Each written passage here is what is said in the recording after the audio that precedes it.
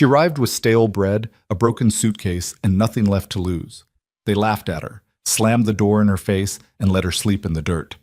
6 months later, she would stand in front of the entire county and destroy the most powerful man in Montana, with nothing but a pen, a ledger, and a mind they never saw coming.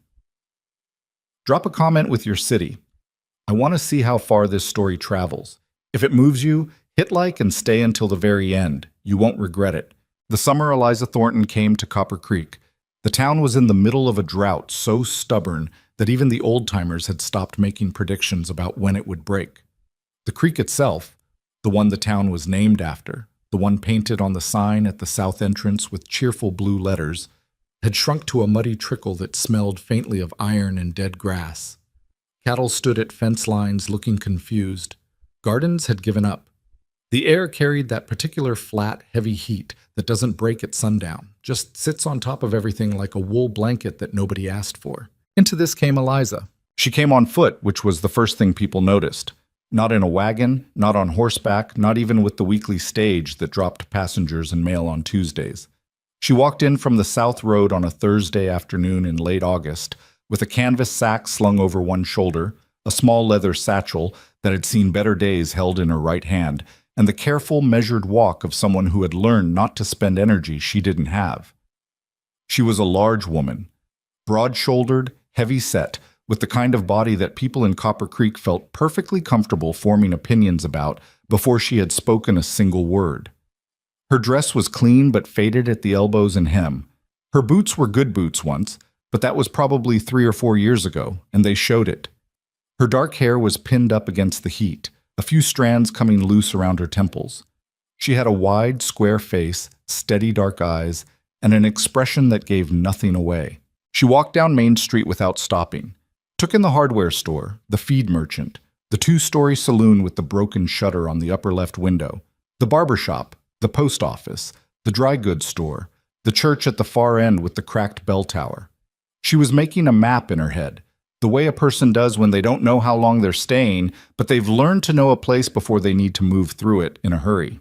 At the far end of Main Street, just before the road bent north toward ranch country, there was a boarding house, Mercer's, with a painted board out front advertising rooms, meals, respectable tenants only. The paint on respectable was newer than the rest. Someone had gone back and touched it up recently. Eliza pushed open the front gate, walked up the path, and knocked. The woman who answered the door was Agnes Mercer, who had run the boarding house for 11 years and had, over that time, developed a set of opinions about people that she applied quickly and without much revision. She was a narrow woman, thin in the way that suggests discipline rather than deprivation, with small eyes that moved fast and a mouth that didn't move much when she wasn't using it. She looked at Eliza, looked at the sack, looked at the boots.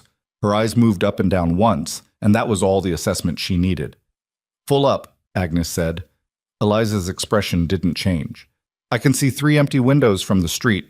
Agnes's mouth pressed flat. "Full up with confirmed reservations." "I have coin."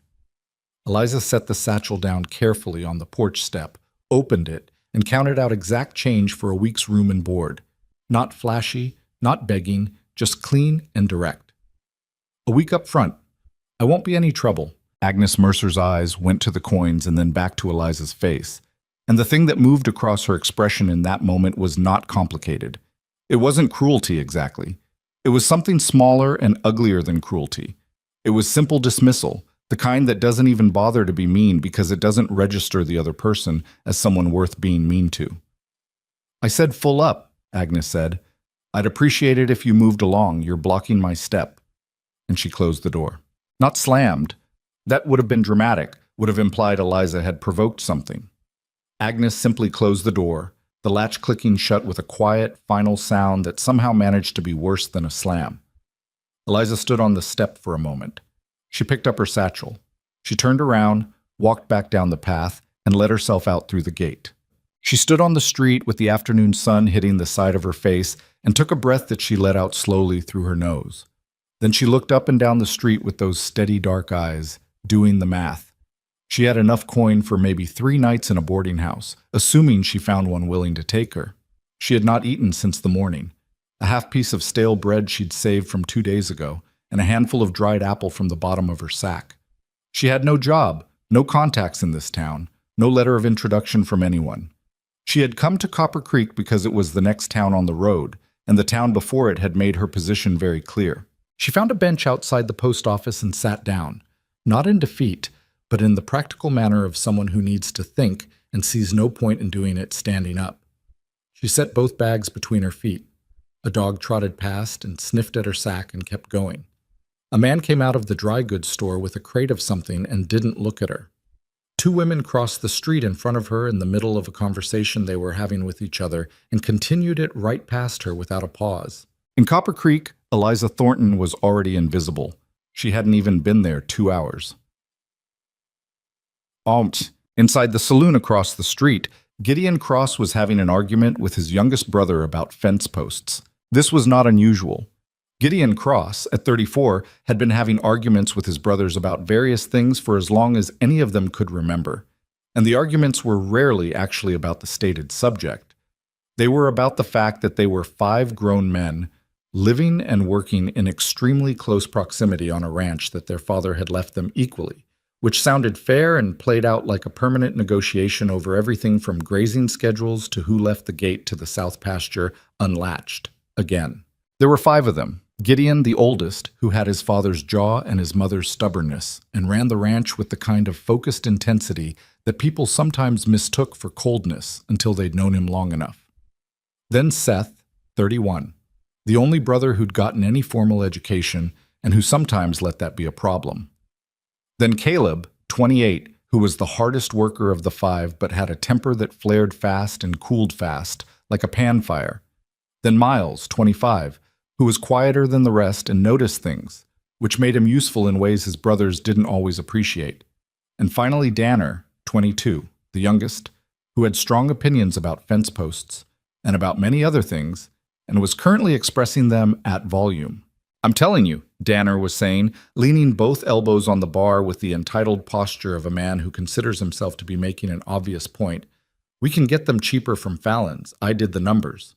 "Your numbers are wrong," Gideon said, without particular heat. He was sitting at a table near the window with a glass of water.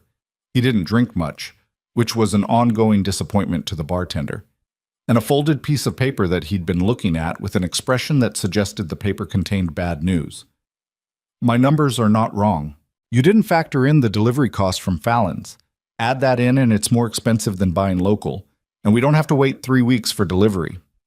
Gideon folded the paper and put it in his shirt pocket. "Buy local."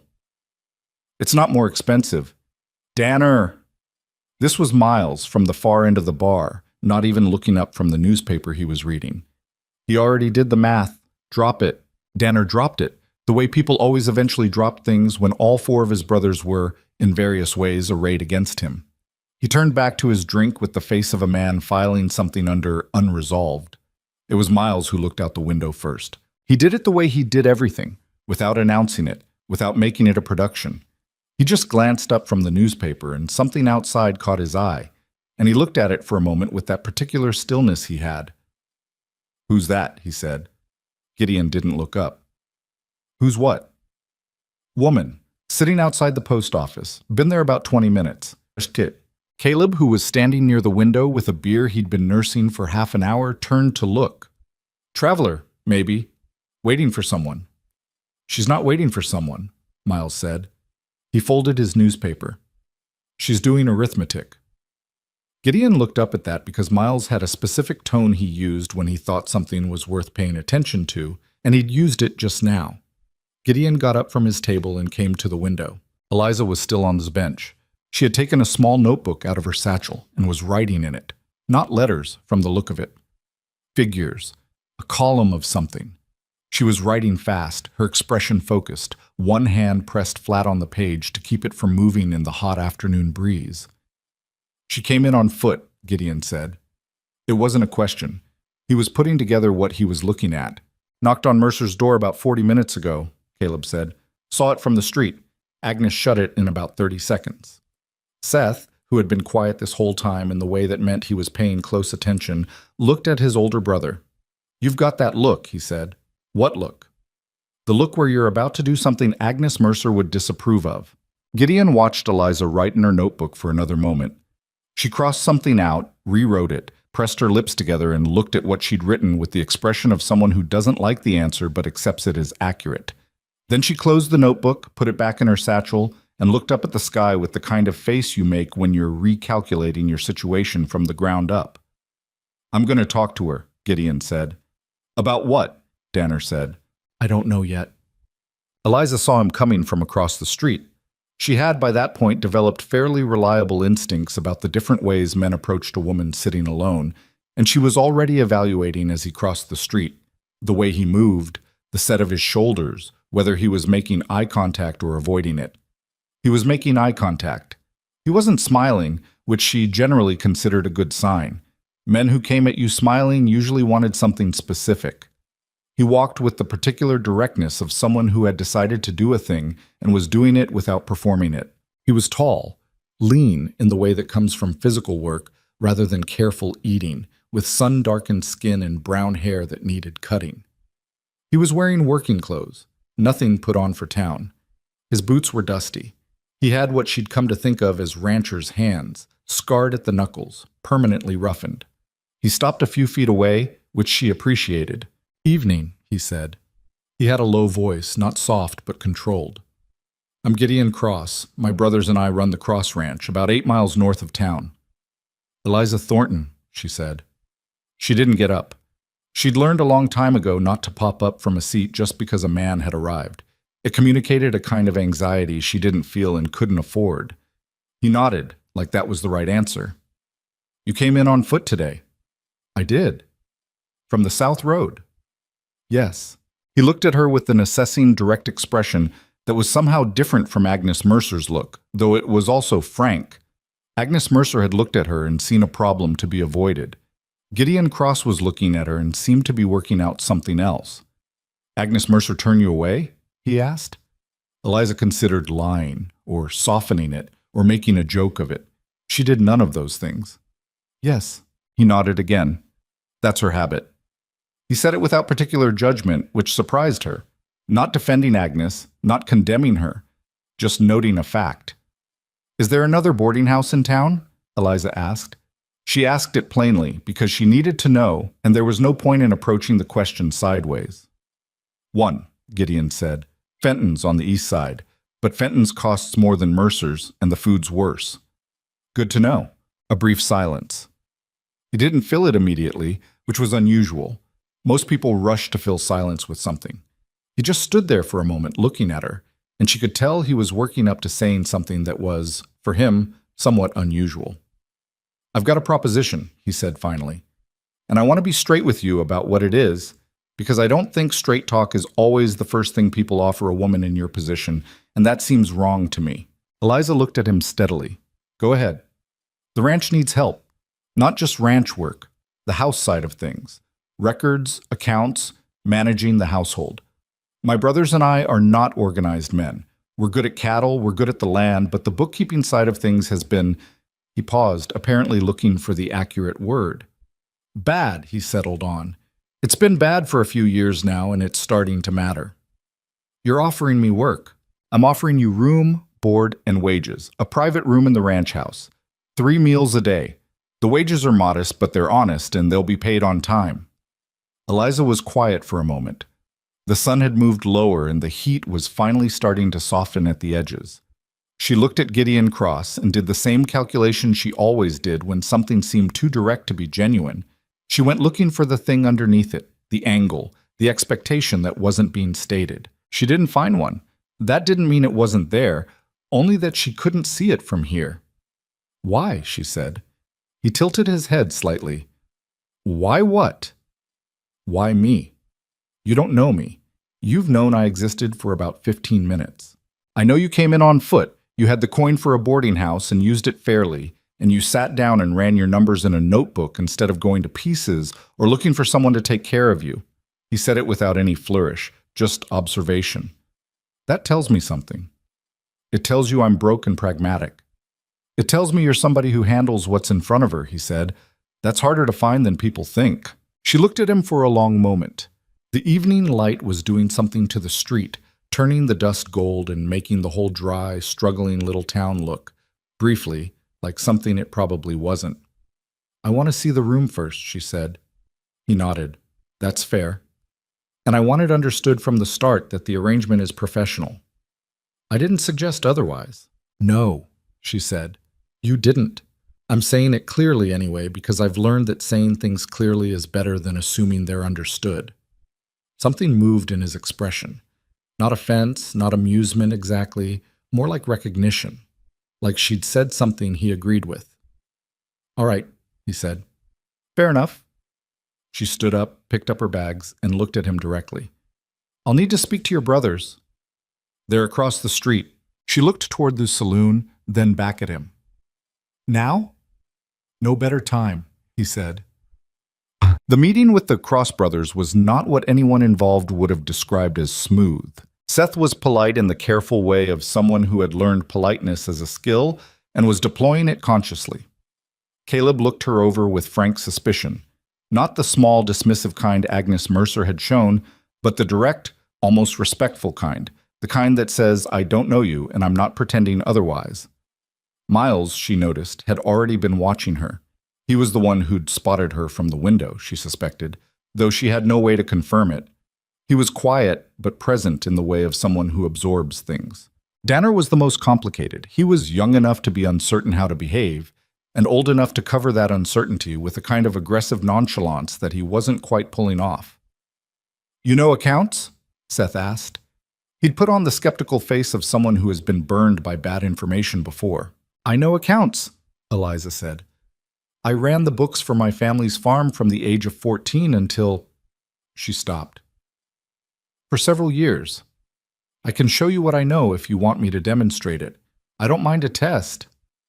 "What happened to the farm?" Caleb asked. Blunt, but not unkind. "That's a longer story," she said, "and I'll tell it when I know you better. What I can tell you right now is that I'm capable, I'm honest, and I won't be a problem." Caleb held her gaze for a moment, then looked at Gideon with an expression that communicated something between the two of them, some private ledger of assessment that she wasn't privy to. Then he looked back at her. "You cook?" he asked. "I cook," she said. "Better than Seth?" "Caleb," Seth said. "It's a real question." Caleb spread his hands. "Seth made biscuits last Sunday that I could have shot a horse with." "I make acceptable biscuits," Eliza said. Caleb nodded as if this were valuable information. "She's fine," he said to Gideon. Miles said nothing, which she was starting to understand was approximately the same as approval from him. Danner was the last holdout. He'd been leaning against the bar through this whole exchange with his arms crossed and the particular expression of a young man who wants to seem unmoved by things. "What if you decide to leave in 2 weeks?" he said. "We do all this, and you're gone." Eliza looked at him. He was younger than she'd initially thought. There was something around his eyes that was still, despite the attitude, the eyes of someone who hadn't been disappointed enough times to stop expecting things. "Then I'll leave in 2 weeks," she said. "I can't promise you I'll be there forever. I can promise you I'll be honest with you about where I'm at. That's all anyone can promise." Danner chewed on this. "What's in it for you?" "A room," she said. "A meal. A place to work that isn't a ditch." She kept her voice even. "That's enough." Something in his expression shifted. Not warmth exactly, but the dropping of a pretense. "Okay," he said quietly, like he hadn't quite meant to say it out loud. They loaded her bags into the back of the wagon. Gideon drove, and she sat on the bench beside him while his brothers followed behind in a second wagon that had apparently been in town for supplies. The road north climbed out of the valley and curved through low hills with sparse pine and scrub grass. The heat was finally breaking as the sun dropped, and the air had taken on that particular quality. It gets in the high plains at dusk, cleaner and wider, like someone had opened a window in the sky. Neither Gideon nor Eliza spoke much. He pointed out landmarks once or twice, the far edge of the cross range, the ridge where a neighbor's fence line ran. Practical information, the kind a person would need to know. She absorbed it and asked 2 questions, both of them practical. "The accounts," she said at one point. "You said they've been poorly managed. How poorly?" He was quiet for a moment, which told her something. "We've had money leaving the ranch for the last 2 years that I can't fully account for," he said. "Not huge amounts, but steady. You think someone's stealing? I think something is wrong, he said carefully. I don't like making accusations I can't support. Do you have the records? All of them? Whatever exists? They're in the ranch office, such as they are. I'll start there, she said. He glanced sideways at her. You don't want to settle in first? I want to see what I'm dealing with, she said. I can settle in after. He looked back at the road, and she saw the corner of his mouth move slightly. Not quite a smile, more like the acknowledgement of something. All right, he said. The Cross Ranch sat in a shallow valley between two long ridges, positioned to catch whatever breeze came through and to have a natural windbreak to the north for winter.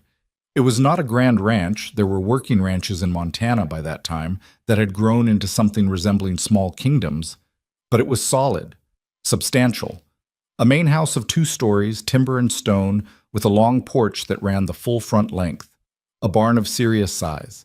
A separate bunkhouse where the ranch hands, 3 of them, lived and slept. Corrals, stables, outbuildings. Everything a little worn, a little tired, in the way of places where people have been working hard for a long time and putting all their attention into the work and not much into the appearance of the work. Eliza got down from the wagon and stood in the yard and looked at it. It was, she thought, a real place, not a performance of a place. The kind of place that had history in it and problems in it and probably a fair amount of stubbornness in it. She had lived in real places before. She understood them. Come on, Gideon said. I'll show you the room. The room was on the 2nd floor, at the east end of the hall, with a window that looked out over the corrals and beyond them the lower pastures that ran toward the ridge. It contained a bed with a solid frame, a dresser with 3 drawers, a washstand with a basin and pitcher, a small desk under the window, and a chair. The floor was bare board. The window had curtains, faded blue, mismatched to everything else in the room, which suggested they'd been put up by someone who was trying, which Eliza found more touching than matching curtains would have been. It's good, she said, setting her bags down. Gideon was in the doorway. There's a basin downstairs if you want to clean up. Supper's in about an hour. Danner's turn to cook, so I can't promise anything. I said I'd cook. You just got here. I'm aware, she said, but if Danner's cooking is anything like his fence post opinions, I'd rather be useful. He looked at her. You heard that. I was sitting outside the saloon. The window was open.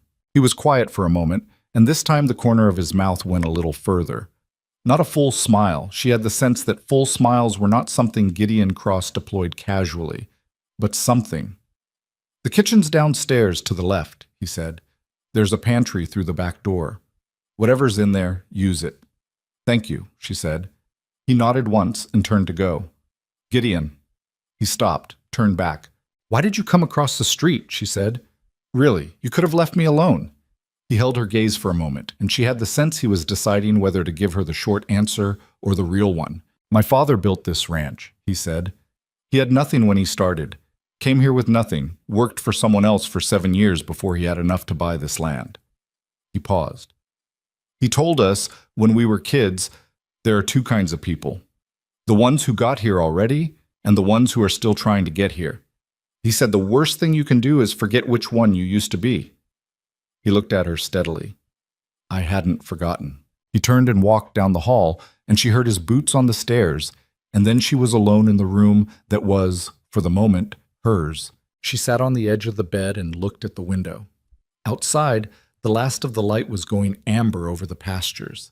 The cattle were moving, slow shapes in the distance. Somewhere in the barn, a horse was making the soft percussive sound of a horse who has been fed and is content. The air coming through the window was cooler now, carrying the smell of dry grass and something faintly mineral, the particular smell of Montana open country at the end of the day. She pressed her hands flat on her knees and looked at the room and breathed. She had been in a lot of temporary places. She knew how to not get attached to rooms, to not start thinking of things as hers, because the moment you started thinking of things as yours was the moment losing them cost you something. She knew the discipline of it, had practiced it for years, had gotten very good at keeping herself portable in the ways that mattered. But the room was quiet, the bed was solid, and somewhere downstairs a kitchen was waiting. She was hungry, she was tired. She had nowhere to be in the morning except here. She got up, smoothed her dress, checked her face in the small mirror above the washstand, and went downstairs to cook. Supper that night was a revelation to the Cross brothers. Not because Eliza did anything elaborate, but because she made what was available into something that actually tasted like food. She found dried beans in the pantry, a ham hock, onions, cornmeal, lard, and the tail end of what had once been a cured side of pork. She made ham and bean soup and cornbread, both from scratch, in about 45 minutes, moving through the kitchen with the unhurried efficiency of someone who has cooked for people who needed feeding and knew the difference between cooking and performing. The brothers came in from various corners of the ranch and settled around the long table in the dining room, which, Eliza had noticed on her way through, had a film of dust on the sideboard and a stack of papers that had been accumulating in the corner until they'd achieved a kind of geological permanence. And there was a silence when the food arrived that she recognized as the silence of men who had been eating each other's cooking for too long. "Holy," Danner started. "Don't," Seth said. "I'm just saying." "I know what you're saying. Eat your soup." Miles ate without comment, which was, she was learning, his version of a standing ovation. Caleb ate, looked up at her from across the table, and said, "You do this every night, and I will personally make sure Danner stops leaving the south gate unlatched." "That was one time," Danner said. "It was 4 times. "Can we not?" Gideon said mildly. "I'm happy to cook if that's useful," Eliza said. "But I want to be clear it's not the only thing I'm here to do." "No one said it was," Gideon said. "I know." She looked around the table at all 5 of them. "I'll start on the accounts tomorrow morning. I'd like to go through everything that exists. Ledgers, receipts, contracts, whatever you have. All of it." "That's a lot," Seth said cautiously. "I imagine it is," she said. "Is there something in it you don't want me to see?" Seth blinked. "No." "Then it's just work," she said. "I'll start in the morning." Danner looked at Gideon with an expression that seemed to say something in the neighborhood of, "Where did you find her?" But Gideon was looking at his soup, and his expression gave nothing away. She started in the morning. The ranch office was a small room off the front hallway that had, at some point in the past, been organized by someone who cared about organization. There were shelves along 2 walls with labeled spaces, supply orders, land records, cattle tallies, payment ledgers, correspondence. The labels were still there. The materials were not particularly in the spaces the labels suggested they should be. Receipts had migrated into ledger books. Land records were in 2 different places. There were multiple years where the ledger entries simply stopped for months at a time and then resumed, without explanation or reconciliation. Eliza pulled everything off the shelves, made 3 stacks on the desk, and 2 on the floor, and began. She worked for 6 hours that first day, stopping only once to drink water, and once to step outside for 10 minutes because her eyes were starting to blur from close reading. By early afternoon, she had organized everything by type and date. By evening, she had reconciled 2 years of incomplete ledger entries. By the time she made supper that night, she had found the first irregularity. It was small. Small enough that you'd miss it if you weren't looking for it, and small enough that you might dismiss it as a recording error if you saw it once. But it wasn't once. It was a pattern. A recurring charge, labeled with a supplier name she'd have to check, appearing in the supply ledger at irregular intervals for amounts that varied just enough to avoid a pattern, but not enough to hide one from someone looking at the whole picture at once. She didn't say anything that night. She kept her expression neutral through supper, listened to the brothers argue about the east fence line, and went to bed. She lay in the dark and looked at the ceiling and thought about patterns, and about what you do when you find one, and about the particular weight of knowing something and not yet knowing enough. In the morning, she would know more. That was the thing about records. They didn't lie. They couldn't. They just waited for someone patient enough to read them. Eliza Thornton had been many things in her life. A farmer's daughter, a drifter, a woman judged before she'd opened her mouth. But she had always been patient, and she was very, very good at reading. Outside the window, the Montana sky was moving into dawn, gray and wide and flat, and the first sounds of the ranch coming awake were rising up from the yard below. Boots on gravel, the distant call of a crow, the low sound of cattle. The smell of dust and grass came in through the gap in the curtains. She pressed her hands flat on the quilt, the same way she'd pressed them on her knees the night before on the bed. Tomorrow, she'd know more. Yeats. The summer drought broke 3 weeks after Eliza arrived. By then, she had found 12 irregularities in the ranch's accounts, spanning 4 years. She had not yet told Gideon what she suspected.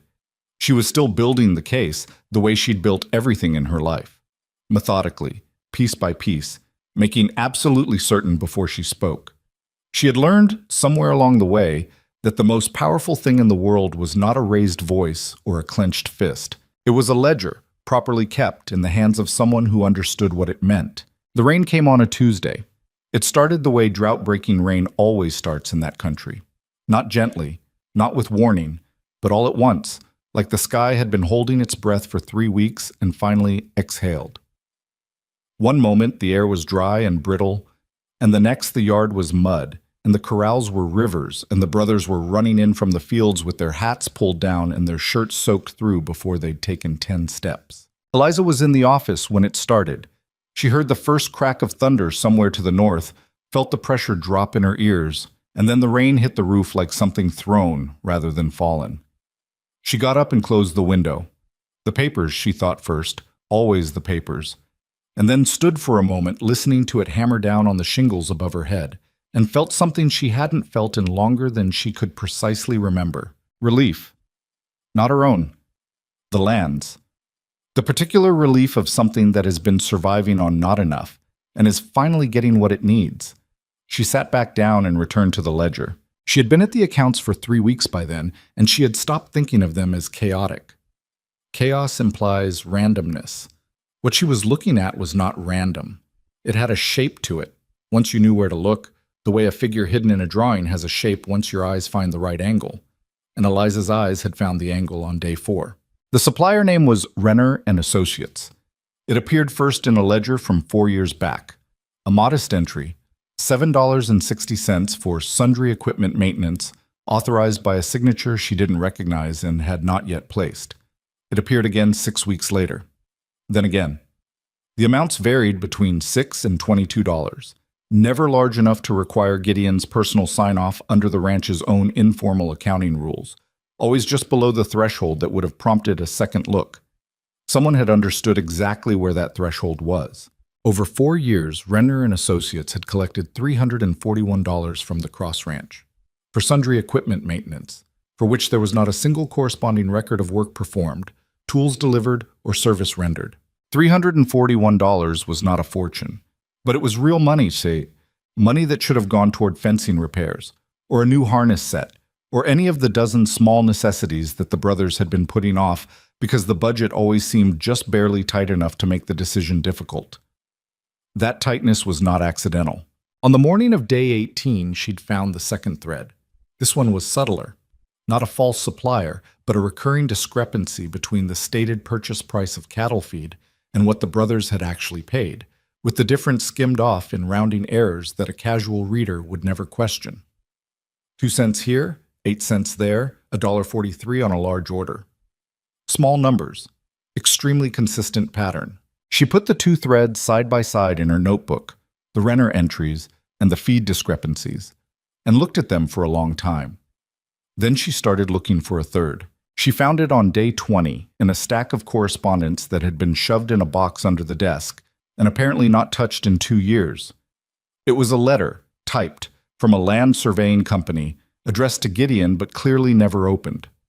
The envelope had been slit, not by Gideon, she was increasingly certain, and then tucked back into the pile, slit side down. The letter inside informed Gideon Cross that the eastern water easement his father had registered in 1871 was still fully valid and had been confirmed in the most recent county land review.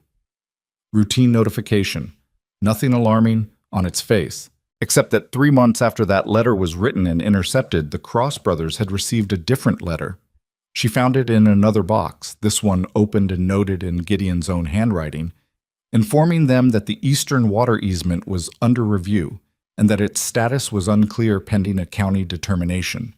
They had apparently spent the following year in a low-level anxiety about the water rights, paying 2 separate legal consultations to confirm they were in the clear, which they had always been in the clear. Someone had wanted them worried, distracted, and spending money on lawyers. She sat back in the office chair and listened to the rain and thought about what kind of person does a thing like that. Not a petty thief. A petty thief just takes the money and leaves. This was something more patient, more deliberate, someone who wanted the Cross Ranch slowly undermined, its resources quietly depleted, its owners kept off balance and slightly anxious, never quite failing but never quite stable either. That kind of long game meant someone who expected to profit from it eventually, not in small receipts, but in something larger. She needed to know who Renner and Associates actually was. She needed to know who had access to this office 4 years ago and who had been handling the mail. And she needed to decide when to tell Gideon. She was still working through the last question when the door to the office opened and Caleb came in, dripping from the rain, tracking mud, pulling off his hat and shaking it in a way that distributed water across a meaningful portion of the room. "Sorry," he said, noticing her expression. He stopped shaking the hat. "You find something?" She looked at him. Of the 4 brothers, Caleb was the one she'd been least sure of in the beginning. His directness read as aggression until you understood it was just the way he was wired, that he said what he thought because it had never occurred to him to do otherwise, and that this made him, in practice, one of the more trustworthy people she'd met in recent years. "Sit down," she said. He sat, still dripping slightly, with the focused expression of a man who can tell that what he's about to hear is going to require him to pay attention. She walked him through it. Not all of it. She kept the 3rd thread, the letter, for when she had the full picture. But she laid out the Renner charges and the feed discrepancies clearly, showing him the ledger entries, the dates, the pattern. She did it the way she always did things, straightforwardly, without drama, letting the numbers do what numbers do. Caleb said nothing for a long time. He looked at the ledger pages she'd set in front of him. He had his hat between his hands and he was turning it slowly, which she had come to understand was what he did when he was thinking hard.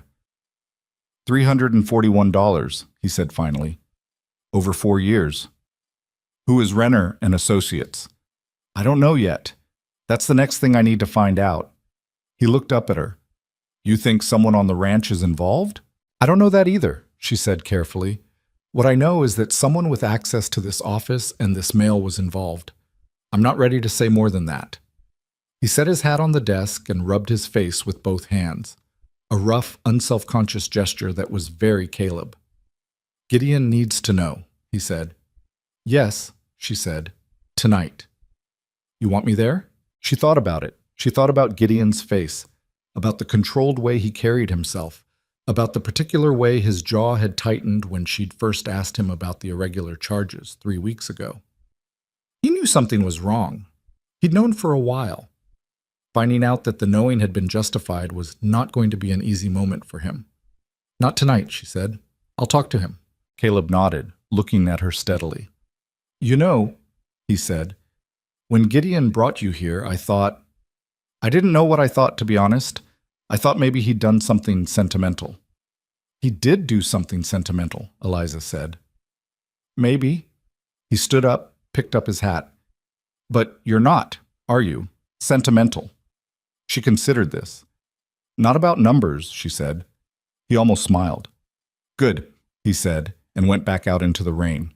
She told Gideon that evening after supper when the other brothers had dispersed in their usual directions. Danner to the bunkhouse to play cards with the ranch hands, Seth to his room with a book, Miles to the barn on some self-assigned errand that he'd mentioned and then not elaborated on. She knocked on the office door, where Gideon had retreated with his own pile of correspondence. You have a minute? She said. He set his papers down and turned to face her, and she saw immediately that he'd been expecting this. Not the specific content, but the tone, the knocking instead of just speaking, the particular way she was standing in the doorway. He'd known, probably since the first week, that she was going to find something. She closed the door behind her and laid it out. She showed him the ledger. She showed him the Renner entries, each one marked with a small pencil tick, the dates and amounts in her neat columns beside them. She showed him the feed discrepancies. She told him about the intercepted letter and put it on the desk in front of him, open, the surveying company's letterhead visible. He read it twice. She watched his face go through several things, confusion, recognition, and then a kind of quiet, contained fury that was much more alarming than a loud one would have been. This letter, he said. His voice was level. It was opened. Yes. And then put back. Yes. Someone wanted you not to see it. He set it down with a deliberate care that cost him something. She could see it costing him. "The Renner charges," he said. "Who authorized them?" "The signatures are inconsistent. Some look like an older hand. One looks like it might be a deliberate attempt to mimic your father's signature." She paused. "I can't be certain of that last part. You'd know your father's signature better than I would." He pulled the ledger toward him and looked at the entry she indicated. His expression did something complicated. "That's not my father's hand," he said quietly. "No," she said. "I didn't think so." He was silent for a moment. The rain had eased to a steady drum on the roof, and outside the window the yard was full of the sound of running water, all the dry creek beds briefly alive again. "Who has access to this office?" she asked. "Family, ranch hands come in and out." He paused. "We've had a bookkeeper, part-time, a man named Aldous Pruitt, who comes in twice a month from town. Has for about 6 years." "Does he handle the mail?" Gideon was quiet for a moment. That was one moment too long. "Sometimes," he said, "when I'm out on the land and things back up." The silence between them had weight to it now. "I'm not saying it's him," Eliza said carefully. "I'm saying he has access and that it's somewhere to start. I need to find out who Renner and Associates is. Do you have a copy of the county business registry or someone who could pull it?" "Seth might know," he said. "He's got contacts with the county recorder's office from when we filed the water easement." He stopped. "The water easement that was apparently never in question." "No," she said. "It wasn't." He looked at the letter again. She watched him put the pieces together. The anxiety of the previous year, the legal consultations, the money spent reassuring themselves of something that never needed reassuring, the time spent distracted. She watched him understand that it had been designed to distract them. "Who benefits from this ranch being smaller?" she said. "Weaker, perpetually slightly off balance." He looked up at her. He had already been thinking about this. She could see it. "There's one obvious answer," he said. "Tell me." "Vincent Blackwell." She had heard the name once since arriving.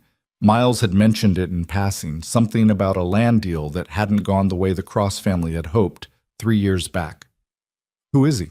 "He's the largest private landowner in this county," Gideon said. "Has been for about 10 years since he came down from Helena with money that nobody quite knows the origin of. He's been buying up land and water rights along the valley for most of that time. Quietly, or not so quietly, depending on who you ask." He paused. "He's made us 2 offers on the eastern water easement. We've turned them both down." "How did he take that?" "Politely," Gideon said. "Which is worse. What does he want the eastern easement for?" "It's the only water access for the lower valley that isn't already under his control. If he had it, he'd control the water supply for 7 different ranch families in this region. He'd be able to set terms." Eliza looked at the letter. She looked at the ledger. She thought about patience, about long games, about the kind of man who builds a plan in 4-year increments. "Has he ever met me?" she said. Gideon frowned slightly at the question. "You've been here 3 weeks. You've hardly been into town." "No," she said. "I know, but he'll know I'm here. A town like Copper Creek. Someone new at the Cross Ranch. That'll have been talked about." "Probably," Gideon said slowly. "Why does it matter?" She thought about how to say what she was thinking, which was this: that she had spent years being the kind of person powerful men overlooked, and she had learned to use that the way you use any tool. She was a large, poorly dressed woman who had arrived in town with nothing and been turned away from a boarding house. The story of that had already traveled. To a man like Blackwell, careful, calculating, accustomed to categorizing threats, she would not read as a threat. She would read as an irrelevance. "It might not matter at all," she said. "I just want to know what I'm walking into before I finish building the picture." He studied her for a moment. "You think this connects to Blackwell?" "I think it might. I don't have enough to say yet." She began gathering the papers back into their organized piles. "Give me a week. I want to find out what Renner and Associates is, and I want to look at the county land filings for the past 5 years. Do you have those?" "Some of them. The rest would be at the county recorder's office." "Can you get them?" "Seth can," he said. "I'll ask him tomorrow." She nodded. "One more thing." She stopped with the papers in her hand and looked at him directly, the way she'd learned to do when she needed someone to understand that she wasn't softening something. "Whoever set this up, they've been doing it for 4 years, minimum. That means they were patient, and they're going to notice when the money stops moving the way it's been moving. When I close those accounts and the Renner charges stop going through, someone is going to know something changed. He held her gaze. You think they'll push back? I think a careful person who's been running a 4-year plan doesn't just walk away when the small part stops working, she said. Yes, I think they'll push back. He was quiet for a moment, and she let the quiet sit. All right, he said. Then we move carefully. We move carefully, she agreed. She said goodnight and went upstairs, and he sat alone in the office with the rain on the roof and the ledger open in front of him, and he sat there for a long time. Seth pulled the county records within 3 days. He had a contact at the recorder's office, a former classmate who had gone into civic administration and who Seth could reach without raising flags by using the ordinary pretext of a water rights confirmation. The records arrived by mail in a large packet, and Eliza took them into the office and did not come out for most of the day. Renner and Associates turned out to be a business registered in Billings in 1883, listing a Mr. P.C. Renner as principal. There was no physical address on file beyond a postal box. The business category was listed as General Services and Consultation, which was the 19th century equivalent of saying nothing at all.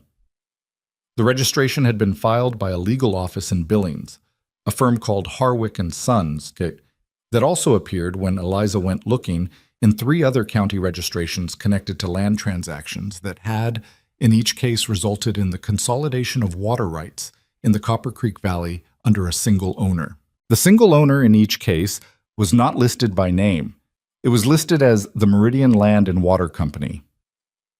It took Eliza until the second night of reading to confirm what she had started suspecting by afternoon. The Meridian Land and Water Company's principal shareholder, listed in a Helena corporate filing from 1879, was Vincent Blackwell.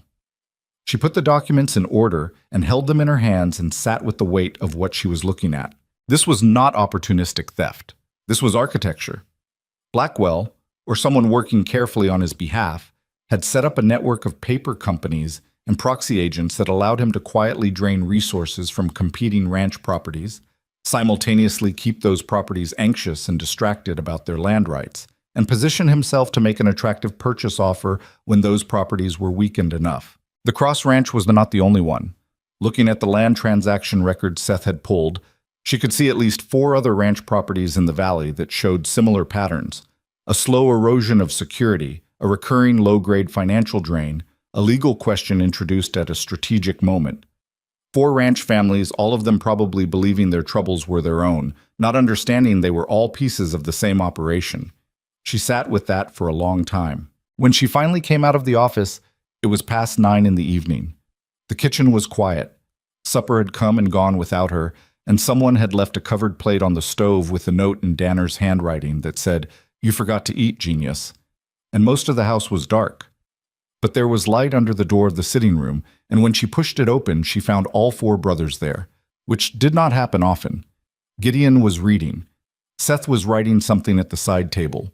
Caleb was sharpening a knife with the focused, rhythmic attention he gave to physical tasks. Miles was looking at the fire. They all looked up when she came in. "Sit down," she said. She laid the documents on the table. Not all of them, but the critical chain: the Renner registration, the Harwick & Sons connection, the Meridian Land and Water Company filing, the shareholder listing. She walked them through it. The room was very quiet while she talked. The fire made its sounds.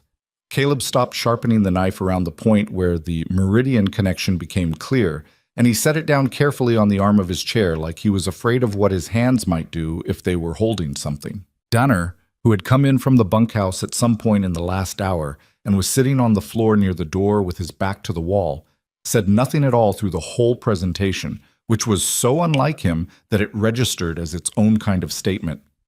"How long?" Seth said when she finished. His voice was quiet and precise. "How long has this been running?" 4 years that I can document clearly.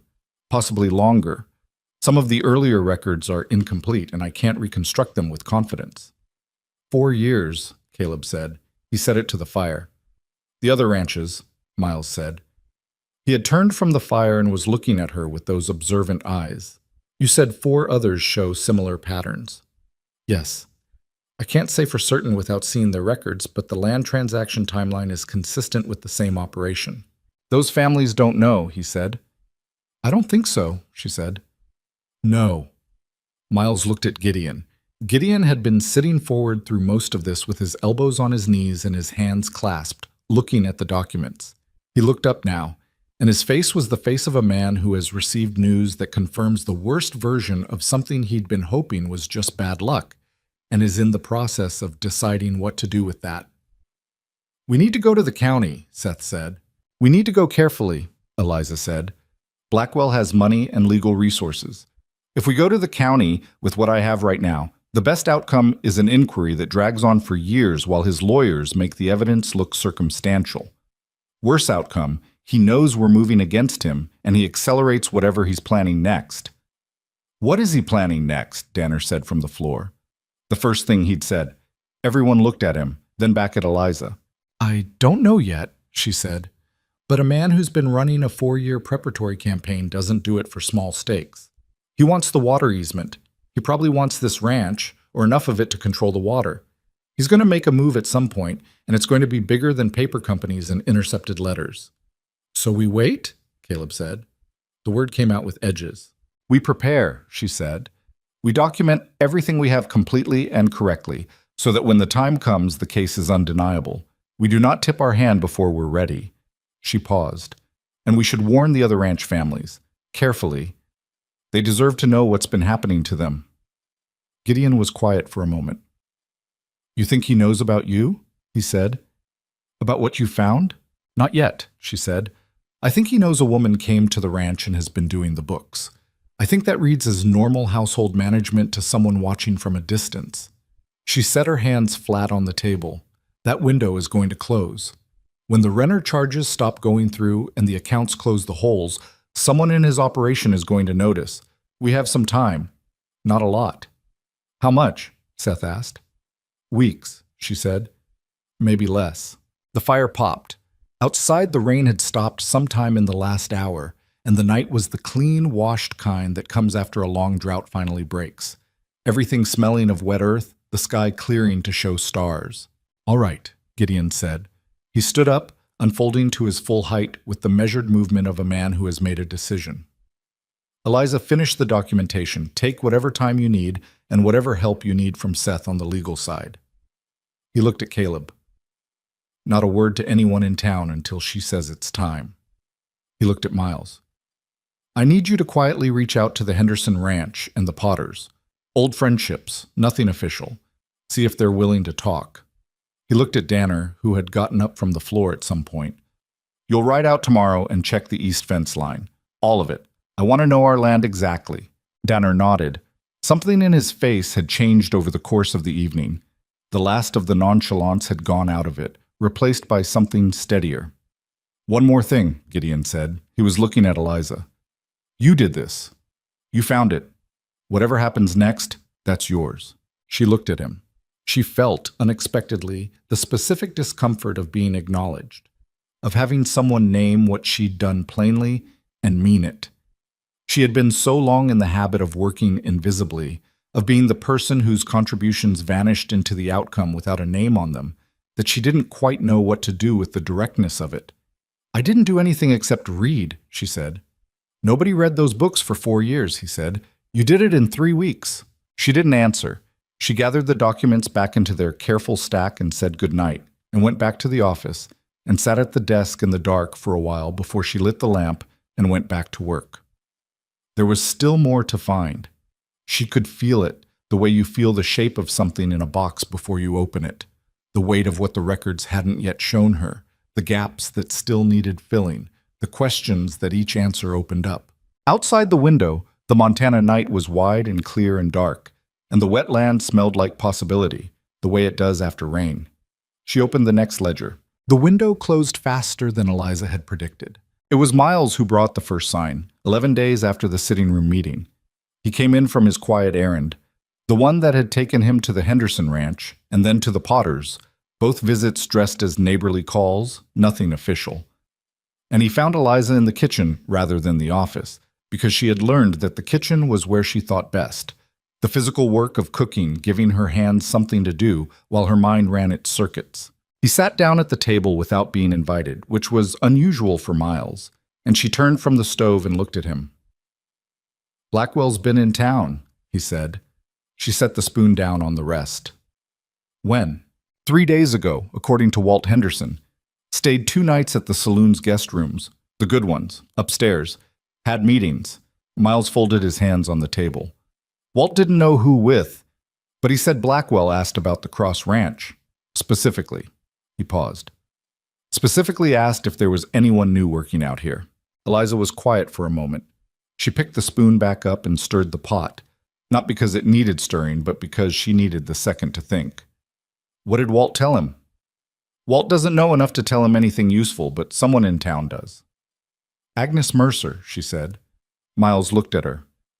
Probably Agnes Mercer, who had seen Eliza arrive, who had watched her cross the street and get into a wagon with Gideon Cross, who had, in Eliza's 3 weeks of occasional trips to town for supplies, looked at her with the particular expression of a woman storing observations.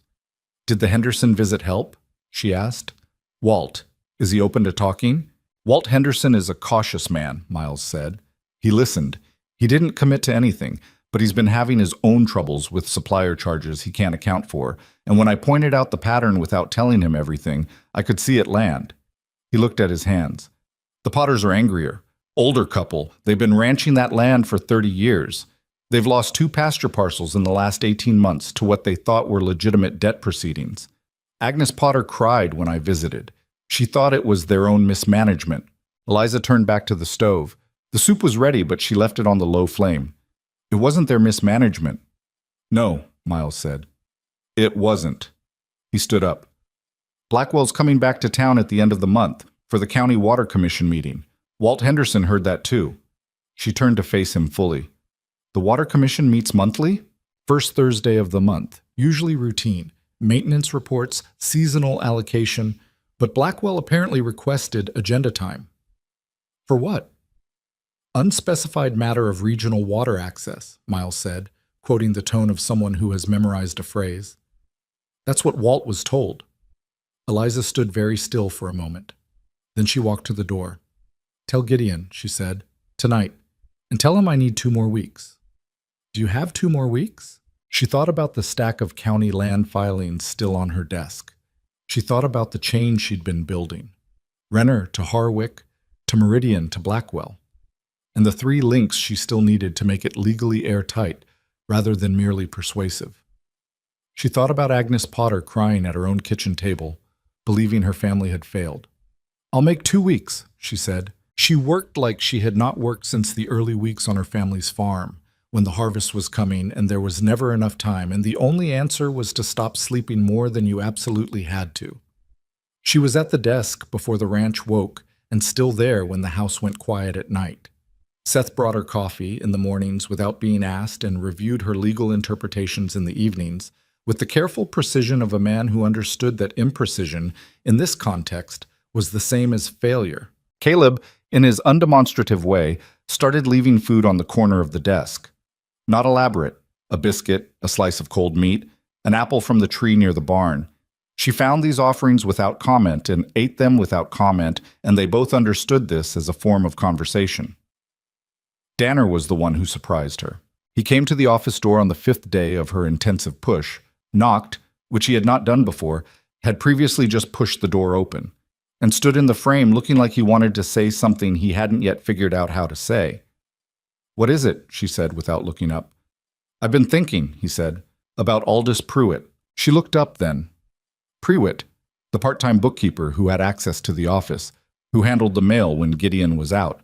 She had not yet been able to connect him to the Renner entries directly, only circumstantially. "What about him?" "He drinks at the saloon on Saturday nights," Danner said. "I've known him for years. He's a talker when he drinks." He was looking at the floor in a way that was not quite embarrassment, but adjacent to it. "I could go in, not asking about anything specific, just talking." She studied him. He was 22, with his brother's directness and none of their patience, and he had the quality of someone who wanted badly to be useful in a situation where his particular set of skills, physical work, fast decisions, confronting things head on, weren't what was needed. And here he was, offering something more subtle.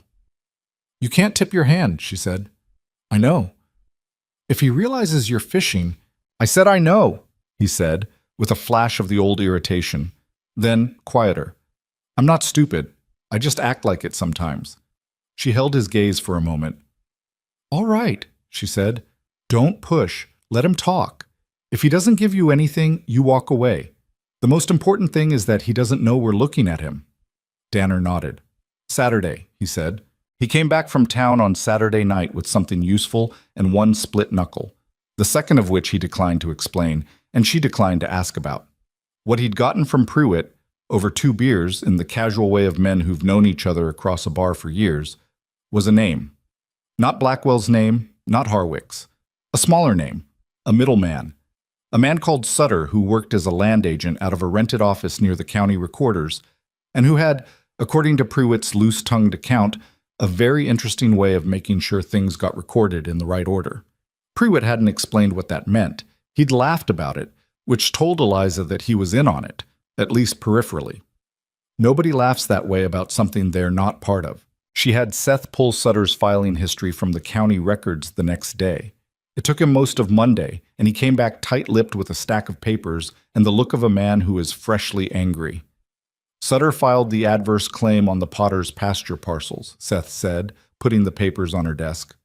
"Both of them, acting as agent for a holding company called Blue Ridge Land." He sat down. "Blue Ridge Land is registered through Harwick and Sons." Eliza looked at the papers. The chain was almost complete now. Blackwell to Meridian to Harwick to Blue Ridge to Sutter to the Potter's Land. And branching off Harwick, the renter charges feeding quietly into the Cross Ranch accounts for 4 years. One legal firm, multiple instruments, one set of hands moving the pieces. "Can we prove Blackwell controls Meridian?" she said. "Sheet that. The Helena corporate filing lists him," Seth said. "It's public record. His lawyers will argue that he's a passive investor with no knowledge of subsidiaries, but the filing is there." "Is that enough?"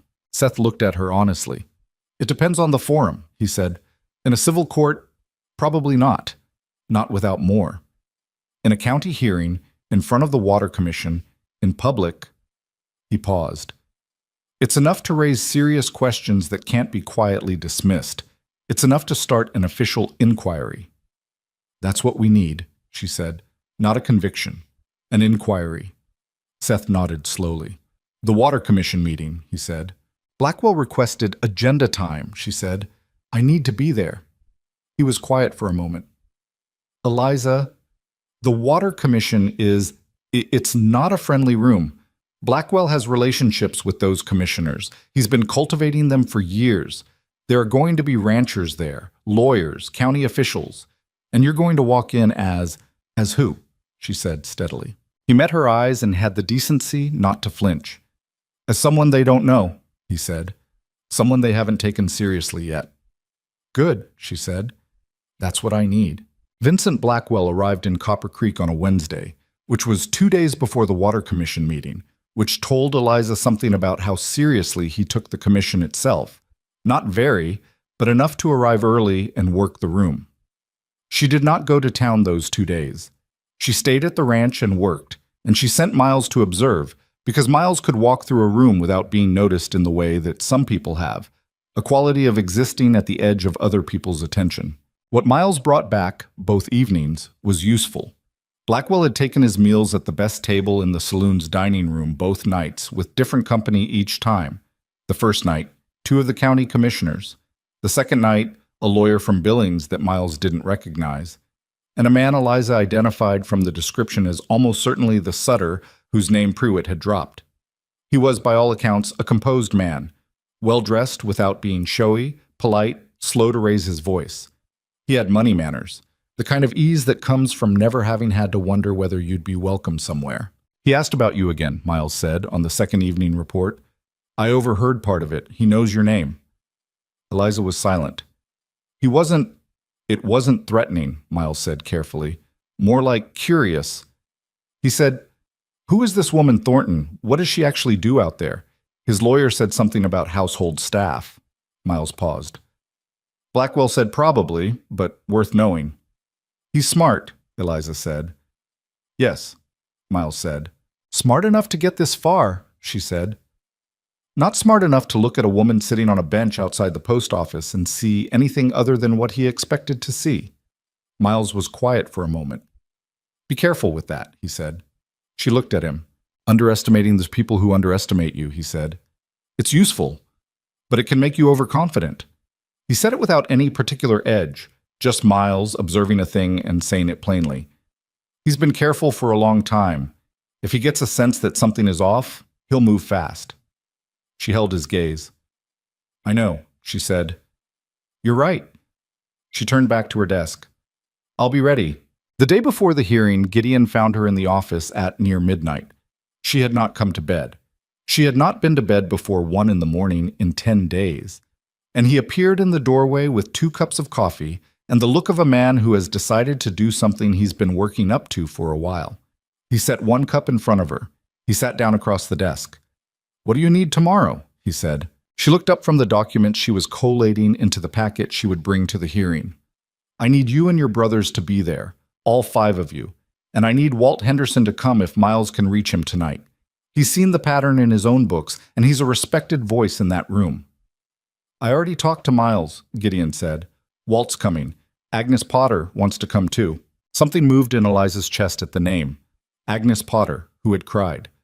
Good, she said. That's good. He wrapped both hands around his cup and looked at her for a moment in the way he sometimes did. Not uncomfortable, but considering something. Can I ask you something? Yes. You've been at this for 5 weeks, he said. You came here with a bag and a few coins and no reason to trust any of us. Why are you still doing this? Not the work. I mean, this level of it. You could have found the theft, told me, and let me handle it from there. It would have been enough, more than enough. He paused. But you didn't stop. She was quiet for a moment.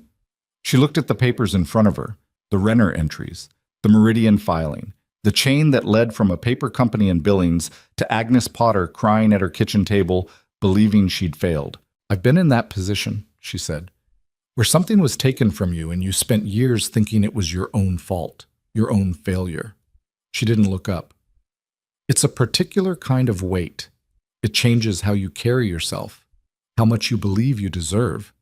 It changes the size of your life. She paused. If there's something I can do to take that weight off of somebody else, not give it to them in the first place, I'm going to do it, that's all. Gideon was quiet for a long time. Something was taken from you, he said. It wasn't a question. I think so, she said. I'm not sure yet, but I think so. He didn't push it. She had always appreciated that about him, the way he knew when a thing had been said as completely as it was going to be said, and held still with it. We'll be there tomorrow, he said. All of us. She nodded. He got up to leave. At the door, he stopped. Eliza. He turned around. Whatever happens tomorrow, you know you have a place here. That's not conditional on what happens at that meeting. She looked at him across the room in the lamplight with the late-night quiet of the ranch house around them. She felt the thing she always felt when someone said something like that, the immediate, involuntary flinching, the protective reflex of a person who has learned that places described as permanent have a way of not being. She felt it, and then she felt something else underneath it, something that had been growing quietly for 5 weeks without her quite noticing. I know, she said. She wasn't completely sure it was true, but she said it, and she let herself say it, and she turned back to her desk and kept working. The morning of the hearing was clear. The sky, the hard, flat blue of early autumn in Montana. The kind of sky that makes everything look sharp-edged and serious.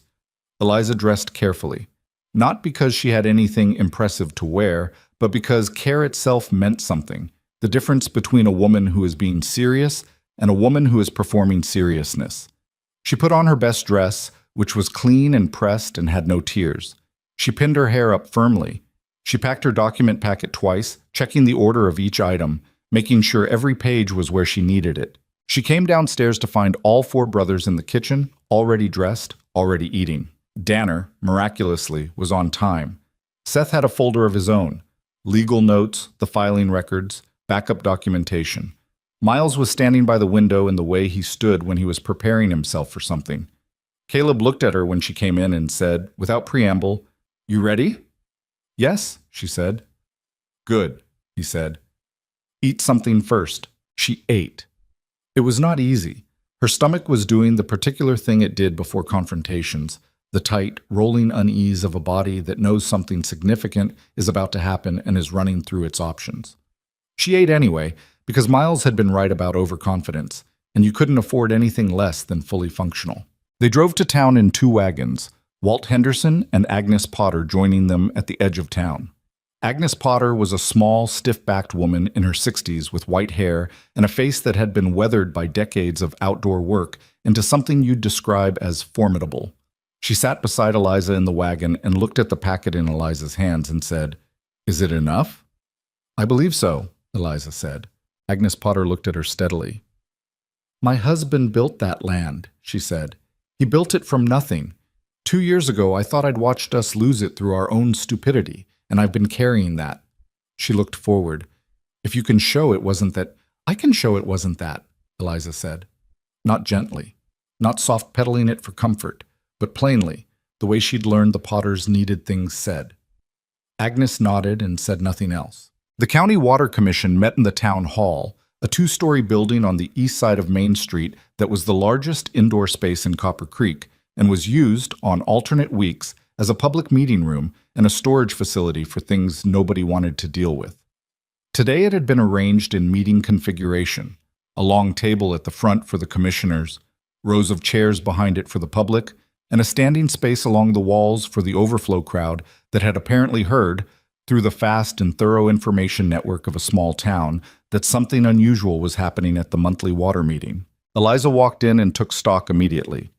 3 commissioners at the front table, 2 she didn't know and one whose name Seth had given her, a man named Orfield, who had been on the commission for 6 years and had, according to the county records, voted in favor of Blackwell's previous water access requests on 2 separate occasions.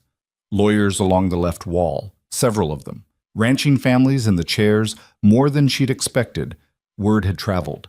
And at the far right of the front table, in a chair slightly apart from the commissioner's table, but clearly positioned to be heard, Vincent Blackwell. She saw him for the first time and understood why he was dangerous. He was not what she had imagined, which was the first useful piece of information. She had, without meaning to, built an image in her mind of someone who looked like what he was, calculating, acquisitive, patient in a cold way. Instead, he was an unremarkable-looking man in his late 50s, medium height, with a plain face and mild eyes, and the air of someone whose most important quality was that you consistently underestimated him. He was dressed well, but not flashily. He was talking quietly to the man next to him, and he laughed at something. A real laugh, small and genuine-looking. And she thought, that is the most dangerous thing about him. He looks like he means it. He glanced up as she entered and their eyes met briefly, and then his moved on with the flat lack of recognition of someone who has categorized a person and filed them in the wrong drawer. Good, she thought. Keep it there. The Cross brothers filed in behind her, and Henderson and Agnes Potter, and the room shifted in the small cellular way. Rooms shift when a critical mass of people who mean business arrive together. Gideon sat beside her. He did not say anything. She opened her packet and smoothed the first page. Commissioner Orfield called the meeting to order and moved through the routine items with the brisk efficiency of a man who has a specific item later on the agenda and wants to get there. Eliza listened to every word. She watched Blackwell from the side of her field of vision, cataloging his reactions, noting the moment when his lawyer leaned in and said something that made him glance, briefly and with a different quality than before, toward the Cross family's cluster. He'd noticed Gideon. He hadn't noticed what Gideon was sitting next to. Orfield reached item 7, the unspecified matter of regional water access, requested by V. Blackwell. Blackwell stood. He spoke with the practiced ease of a man who has done this many times, laid out a proposal to formalize and consolidate water access management in the Copper Creek Valley under a regional water authority, which would ensure equitable distribution during drought periods, he said. Several heads in the room nodded. It sounded reasonable. It sounded like exactly the kind of sensible, forward-thinking management that a community under periodic drought stress should want. Orfield nodded. Is there discussion? Gideon's hand went up. Orfield looked at him. Looked, Eliza thought, slightly wary. Mr. Cross, I'd like to raise some concerns about this proposal, Gideon said. And I'd like to ask permission for the woman at my side, Eliza Thornton, to present information relevant to the Commission's consideration of it. The room did something, not a sound exactly, a movement of attention, a collective refocusing. Blackwell's expression remained mild, but his lawyer looked at Eliza with a new quality of assessment. Orfield hesitated, the hesitation of a man checking an internal calculation. Concerns of what nature? Financial misconduct, fraud, and the forgery of water rights documentation, Gideon said. He said it quietly and clearly, and the room went completely still. Eliza stood up. Her legs were steady. Her hands were steady. She had the document packet in her left hand, and she looked at the three commissioners, and then at the room full of people who had, most of them, never had cause to take her seriously, and she thought of Agnes Potter sitting ramrod straight in her chair. And she thought of 4 years of someone taking money from people who worked themselves to the bone, and she drew a breath that went all the way down. Thank you, she said. Her voice was clear. I'll try to be concise. And she began. She started with the smallest number, $7.60. She held up the first ledger page, the original Renner entry, the one from 4 years back with the unfamiliar signature beneath it, and she read the amount aloud into the quiet room. She said the date. She said the supplier name. She said what the charge was listed for, sundry equipment maintenance. Then she put that page down and held up the next one. Same supplier. 6 weeks later. Different amount, same category, same vague description. And the next. And the next. 12 entries across 4 years, each one modest, each one just below the threshold that would have required a second signature. She laid them in a line on the commissioner's table as she spoke, and she watched the room follow her hands, watched the pattern become visible in the physical space between the documents. Renner and Associates, she said. Registered in Billings, 1883, through the law firm of Harwick and Sons. Principal listed as P.C. Renner. Postal box only. No physical address, no record of any work performed at the Cross Ranch or anywhere else in this county. She paused. $341, over 4 years, for services that were never rendered. The room was quiet in the specific way that rooms go quiet when information lands. Not stunned silence, working silence, the kind where people are following and calculating and connecting. Blackwell's lawyer was on his feet. His name was Fenn, and he had the smooth, preemptive quality of a man who has interrupted proceedings before and knows the exact tone to use. Commissioner Orfield, I'm not sure what the relevance of a private accounting matter. Sit down, Mr. Fenn, Orfield said. He said it with a flatness that surprised Eliza, a flatness that suggested Orfield was, whatever his prior relationships with Blackwell, a man who did not like being played in front of a room full of his neighbors. You'll have time. Fenn sat. Blackwell had not moved. He was watching Eliza with an expression she could not entirely read. It was not the mild dismissal of before, but it was not alarm either. It was the expression of a man recalculating something. She moved to the second thread. The feed discrepancies. She explained the mechanism clearly, without jargon, the way she'd learned to explain accounting problems to people who weren't accountants. Rounding errors, she said, each one small, the kind of thing a busy rancher looking at a full ledger at the end of a long day would skip right past.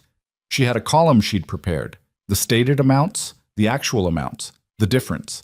She put that in front of Commissioner Voss, the youngest of the three, who was leaning forward and had been leaning forward since she began. Then she held up the intercepted letter. This is a notification from the Hartley Land Survey Company, addressed to Gideon Cross, dated March of 1886. She set it on the table. It confirms that the Cross Ranch's eastern water easement, registered in 1871, was reviewed and validated in the county's most recent land survey. Routine notification. No action required. She paused. It was never opened by its recipient. The envelope was slit and replaced in a stack of office correspondence, face down. 3 months after this letter was written, the Cross family received a separate communication, through different channels, suggesting that their eastern easement was under legal review and of uncertain status. They spent the following year and a significant amount of money in legal consultations confirming rights they had always clearly held. Orfield looked at the letter. He looked at Gideon. You never saw this? No, Gideon said. Not until 5 weeks ago. Who had access to your office correspondence? Family, ranch hands, and a part-time bookkeeper named Aldous Pruitt, Gideon said. He kept his voice even, but Eliza heard what it cost him, the specific discomfort of naming someone who'd sat in his house. In the third row, she saw a man go rigid and then very still. She did not look directly at him. She did not need to. She moved to the Meridian documents. This was where Fenn tried again. He was on his feet before she'd finished the sentence that introduced Meridian Land and Water Company. Commissioner, these are corporate documents from a wholly separate jurisdiction and have no bearing. They have direct bearing, Seth said from behind her. He stood up without asking. I have a certified copy of the Helena corporate filing listing Meridian Land and Water Company's principal shareholders. Mr. Blackwell's name appears as the majority shareholder. That's not an allegation. It's a public record. He held the document up, walked to the commissioner's table, and set it down with the precise deliberateness of a man who has been waiting for this moment and intends to get it right. Harwick & Sons, the legal firm that registered Renner and Associates, the ghost company draining funds from the Cross Ranch, also registered 3 other holding companies with direct ties to Meridian, including Blue Ridge Land, which filed the adverse claims that cost Agnes Potter 2 pasture parcels in the last 18 months. The room moved again, and this time it wasn't just the working silence. It was something louder, something with friction in it.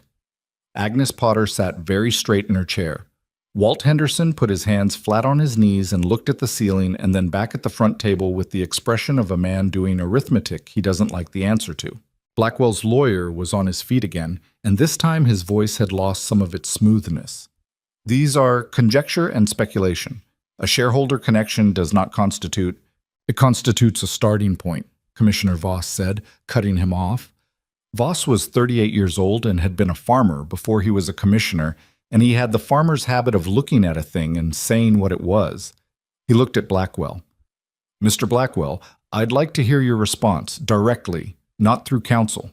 Blackwell stood. He was still composed. She had to give him that. He had the quality of a man who has been in difficult rooms before and understands that the worst thing you can do is let the room see you sweat. The corporate connections Ms. Thornton describes are accurate in their narrow, technical sense, he said. His voice was measured, reasonable. Meridian is a holding company in which I am invested, yes, but investment is not direction. I have no operational knowledge of the subsidiary activities of every company in which I hold shares. The suggestion that I have orchestrated any kind of campaign against neighboring ranch families is, he spread his hand slightly. I think it speaks for itself as an accusation. He was good. She had known he would be good. She waited until he sat down. Then she said, I have one more document. The room was very quiet. She reached into the packet and withdrew a single page, a copy she'd made herself, painstakingly, of a letter she'd found in the Cross Ranch correspondence files, buried under 2 years of accumulated paper, folded 3 times, and tucked into the back of a ledger that had been set on the wrong shelf. It was a letter from Harwick & Sons to an unnamed party, using coded language that had become clear to her only in context, referring to the northern property and the access matter and the timeline for resolution. But it was dated, and it was signed, and the signature at the bottom was not P.C. Renner, and it was not a partner at Harwick & Sons. It was Vincent Blackwell. She held it up. This is a letter found in the Cross Ranch's own files, she said. It was, I believe, placed there by mistake, possibly when the office was accessed to intercept the survey notification letter. It's addressed from Mr. Blackwell personally to the Harwick firm and references, in his own language, the management of what he calls the northern property situation, and ensuring the access question remains unresolved through the upcoming county review period. She set it on the table. This is not a shareholder removed from operational decisions. This is the principal, directing the operation. The silence that followed was a different animal entirely from anything that had come before it. Ben was on his feet, and this time the smoothness was gone completely. That document has not been authenticated. The chain of custody is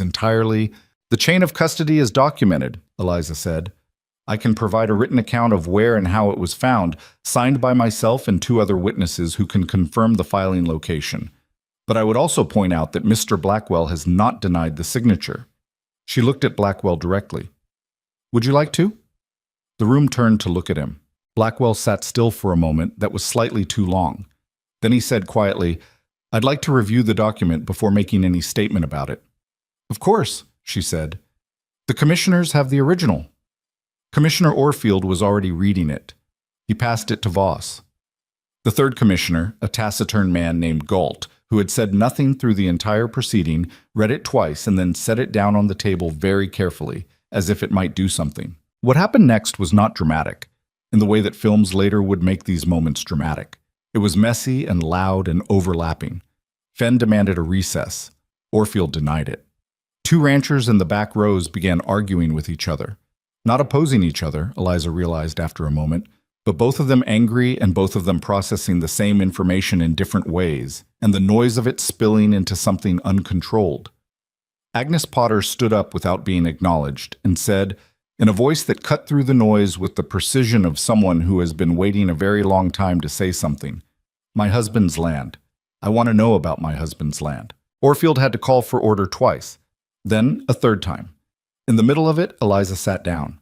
She had been standing for 45 minutes, and her legs were shaking. Not from fear, she thought, but from the physical effort of standing still while being watched by 100 people, and from the release of tension that comes when you have done the thing you spent weeks preparing to do, and you are now on the other side of it, and the outcome is no longer in your hands. Gideon leaned toward her. You all right? He said, low. Yes, she said. It was mostly true. Caleb, on her other side, said nothing. He just shifted in his chair so that his shoulder was closer to hers, which was Caleb's version of everything he couldn't say out loud. It took another 2 hours. Orfield called a formal recess, and in the recess, Fenn and Blackwell retreated to a corner with two other men Eliza didn't recognize, and there was an intense, quiet conversation during which Blackwell looked at Eliza once, with an expression that was the first genuinely unguarded thing she'd seen from him. Not anger, not contempt, but the specific expression of a man confronting the fact that he has lost a thing he thought was safe. She held his gaze for a moment and then looked away, not because she was intimidated, but because she didn't need the moment. She'd already had the moments that mattered.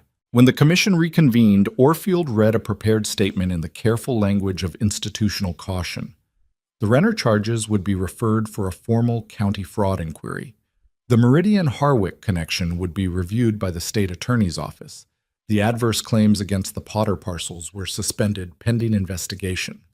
Blackwell's water access proposal was tabled indefinitely. He said it all in the measured, slightly flat tone of a man saying more than the words contain, which Eliza translated as, this is real, this is going somewhere, and everyone in this room knows it. The room erupted, not in celebration. It wasn't that clean. It was the eruption of a room full of people who have been carrying individual weights and have just discovered those weights are connected, and the feeling is some compound of anger and relief, and the particular vertigo of understanding that your private struggle was not private at all. Walt Henderson was on his feet and talking to the commissioner at a speed that suggested he'd been saving up things to say. Two other ranchers she didn't know were comparing notes with the urgency of people who have just recognized each other. Agnes Potter sat very still in her chair with her hands folded in her lap, and tears were running down her face in a quiet, steady way that she was not doing anything to stop or hide. And Eliza looked at her and looked away because the sight of it did something to her chest that she wasn't ready to deal with in this room. Outside the town hall, in the sharp autumn air, the Cross brothers stood in a rough cluster, and nobody said anything for a full minute. The sounds of the meeting continuing inside drifted out in waves, voices, Orfield calling for order again, a burst of something too muffled to identify. Danner broke the silence, which was appropriate because Danner was constitutionally unable to sustain silence longer than about 90 seconds. That was... He stopped, tried again. I don't have the word for it. Don't need a word, Caleb said. She took him apart, Danner said in front of the whole county, with paper. With paper she organized herself, Seth said, and there was something in his voice that was close to wonder, which wasn't an emotion Seth deployed casually. Miles said nothing, but he was looking at Eliza in the particular way he had when he was noting something for permanent retention. Gideon stood slightly apart from his brothers, looking at the street, and Eliza stood beside him because she wasn't sure yet where to stand, and beside him had become, over the past weeks, the place that felt most natural. He had his hands in his pockets, and he was looking at the town, the same street she'd walked down 2 months ago with a canvas sack and a few coins, and Agnes Mercer's door closing in her ears. "It's not over," she said. "The inquiry will take time. Blackwell has lawyers and money, and he's going to use both." "I know," Gideon said. "The Potter land might take months to fully restore. The fraud investigation could drag." "I know, Eliza." She stopped. He turned to look at her, and he had that expression he sometimes had, the one that said he was about to say something he hadn't said before and had decided it was time. "You did what you set out to do," he said. "Today. You did it exactly. Whatever comes after, the legal process, the timeline, that's going to go the way it goes. But you walked in there and you put the truth in front of people who needed to see it, and you didn't flinch." He paused. "I've never seen anything like it." She wanted to say something deflecting, to say it was just the documents, just the work, just what the numbers showed. The deflection was ready. She'd used it so many times it came automatically, the reflex of someone who learned young that claiming credit was dangerous, that taking up space was dangerous, that being seen was a risk. She did not use it. "Thank you," she said. He nodded. They stood together for another moment, and then Seth called something from behind them. Something about finding somewhere to eat because he hadn't had lunch. And the moment dissolved into the ordinary business of people who have been through something and are now returning to the world. The first shift came from Agnes Mercer, which was both predictable and not. It was 2 days after the hearing. Eliza was in the hardware store picking up a supply order that Caleb had asked her to collect, when Agnes Mercer came in for something, thread, of all things, a simple domestic errand, and they ended up standing at the same counter at the same time. Agnes looked at Eliza. Eliza looked at Agnes. For a moment she thought Agnes was going to simply turn and find something else to do until Eliza left. The woman had the posture of someone strongly considering it, but she didn't. "I heard about the hearing," Agnes said. She said it to a point just past Eliza's shoulder, which was the only concession she was apparently willing to make to the fact that directness was uncomfortable. "Everyone heard." "I imagine so," Eliza said. A pause. Agnes turned the spool of thread in her hands. "The Potters," she said. "James Potter built that property himself." "Yes," Eliza said. "Worked 60-hour weeks for 30 years. "I know." Another pause. Longer. Whatever Agnes Mercer was working through, she was working through it slowly and with visible effort, the way people work through things that require them to have been wrong about something. "I told the women at the church quilting circle," Agnes said finally, "that you seem to be a capable person, in the context of the hearing." She said it with the slight aggressive clipping of someone who has gone as far as they intend to go and has communicated that clearly. Eliza looked at her. She had a choice here. She could be gracious in a way that cost Agnes nothing, or she could be honest in a way that cost Agnes something but was worth saying. She picked up her supply order. "Thank you, Mrs. Mercer," she said. Not warmly, but without hostility either. Just the plain acknowledgement of one person to another. Agnes nodded, once, and they went their separate directions.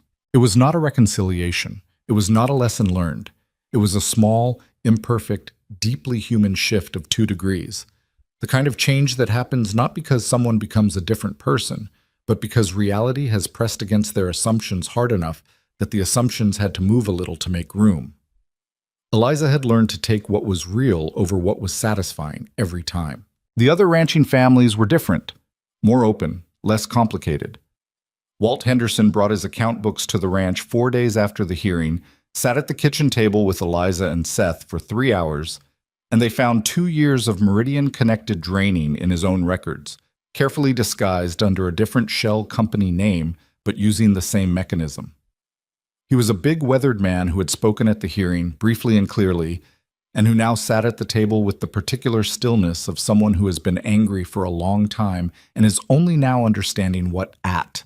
When they finished, he sat back and pressed his hands over his face for a moment, just a moment, and then put them flat on the table. "How do you thank someone for this?" he said. "You don't have to," Eliza said. "I know I don't have to." She thought about it. Tell people the truth, she said. When someone asks what happened, tell them what actually happened. Don't let it get softened into something comfortable. He looked at her. I can do that, he said. The inquiry moved faster than anyone expected, partly because Orfield, whatever his prior relationship with Blackwell, turned out to be a man who did not like being made to look complicit in front of his community, and partly because the state attorney's office, once they received the initial filing, sent their own investigator who arrived in Copper Creek within 2 weeks and began pulling the Meridian threads independently. Aldous Pruitt, faced with the evidence of his own involvement and the serious demeanor of a state investigator, made the calculation that a great many small men make when the larger operation they've been serving suddenly becomes a liability. He cooperated fully and quickly in exchange for considerations that would come later. What Pruitt provided was not just confirmation of what Eliza already knew. He provided the operations detail. The names of the Harwick partners who'd managed the day-to-day filing work, the schedule of payments to Sutter, the explicit instructions that had come from Blackwell's personal correspondence regarding which properties to target and in what order, and the broader timeline of the plan, which had been running not for 4 years but for 7, across a wider geography than even Eliza had suspected. And he provided one more thing. He mentioned, in the context of explaining how the operations had first been set up, a set of fraudulent land proceedings from the late 1870s that had been among the first test cases for the network. Earlier work, messier, less refined. One of the properties involved was a family farm in eastern Montana, south of Billings. A property that had been taken through a combination of forged debt documentation and manufactured tax arrears, processed so quickly through a corrupt county clerk that the family had almost no time to mount a legal response. The family name in Pruitt's account was Thornton. Seth brought the document to Eliza. He found her in the office, where else, at about 7 in the evening, and he came in and closed the door and sat down across from her, which was the thing he did when he was about to say something that required the door to be closed. He set the transcript of Pruitt's statement on the desk. He had it open to the relevant page, which he had marked with a folded corner. She read it. She read it twice. She set it down on the desk in front of her and put her hands in her lap and sat very still for a moment, looking at the middle distance.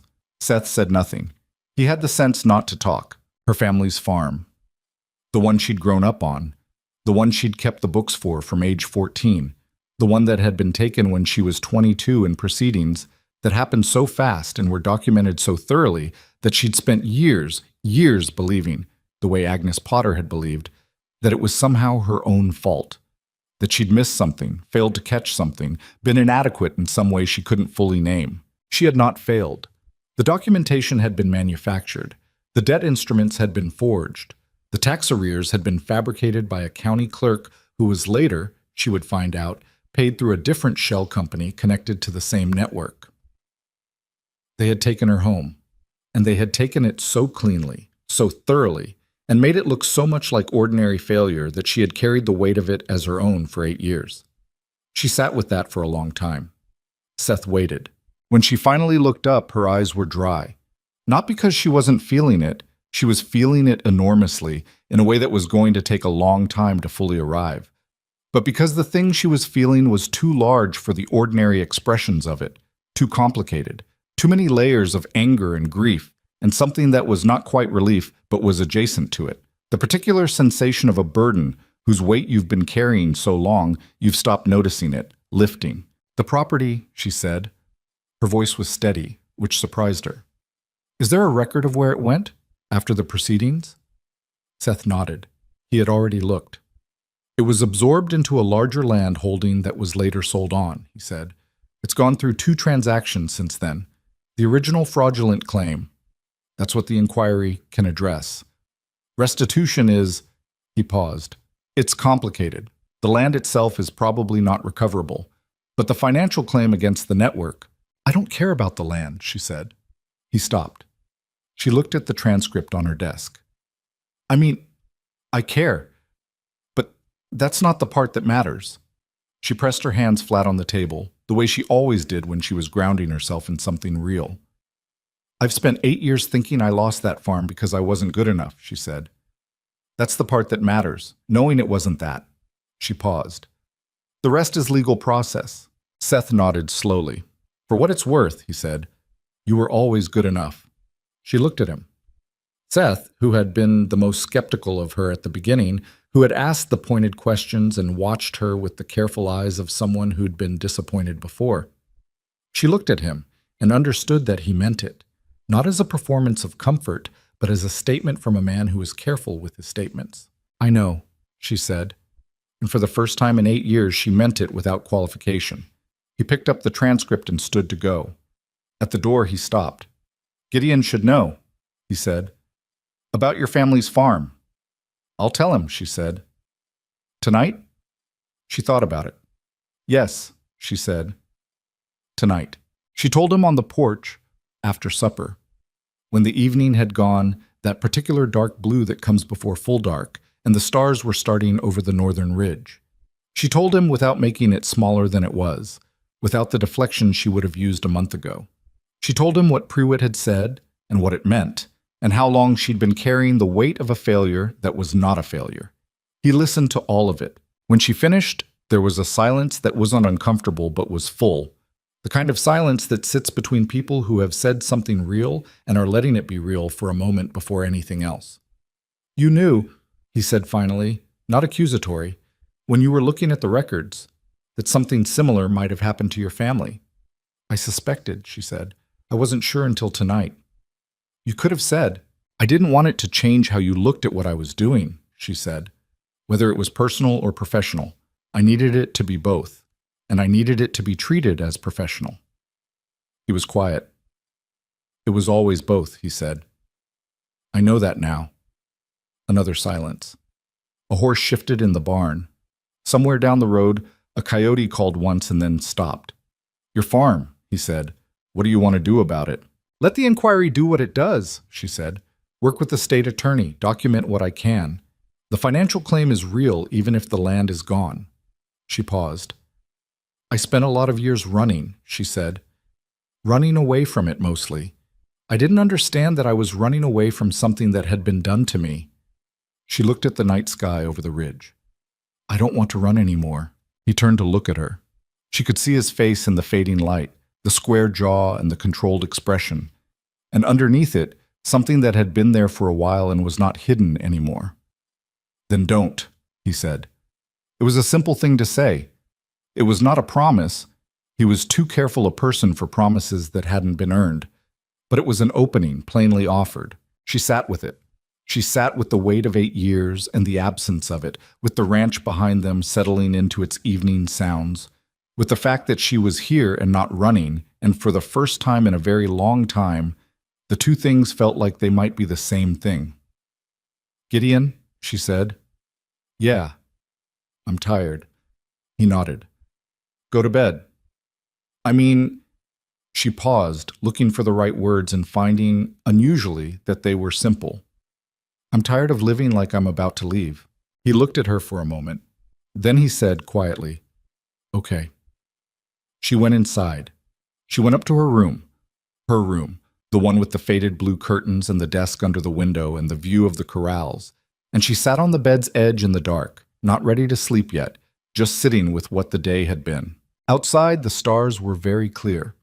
The autumn air came through the window gap, cold now at night, carrying the smell of dry grass and turning leaves and something mineral underneath, the particular smell of this particular piece of Montana that she had come to know without meaning to, the way you come to know a place when you stop moving through it and start living in it.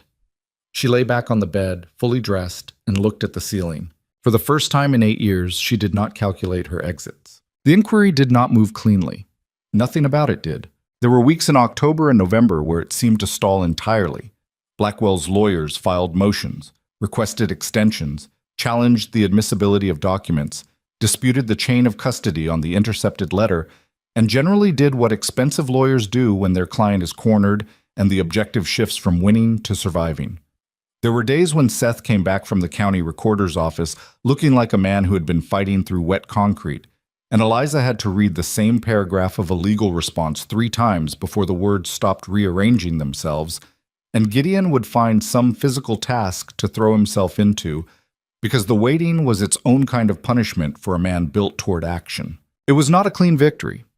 It was a long, grinding, imperfect process, And anyone who tells a story like this and skips that part is lying to you. But it moved.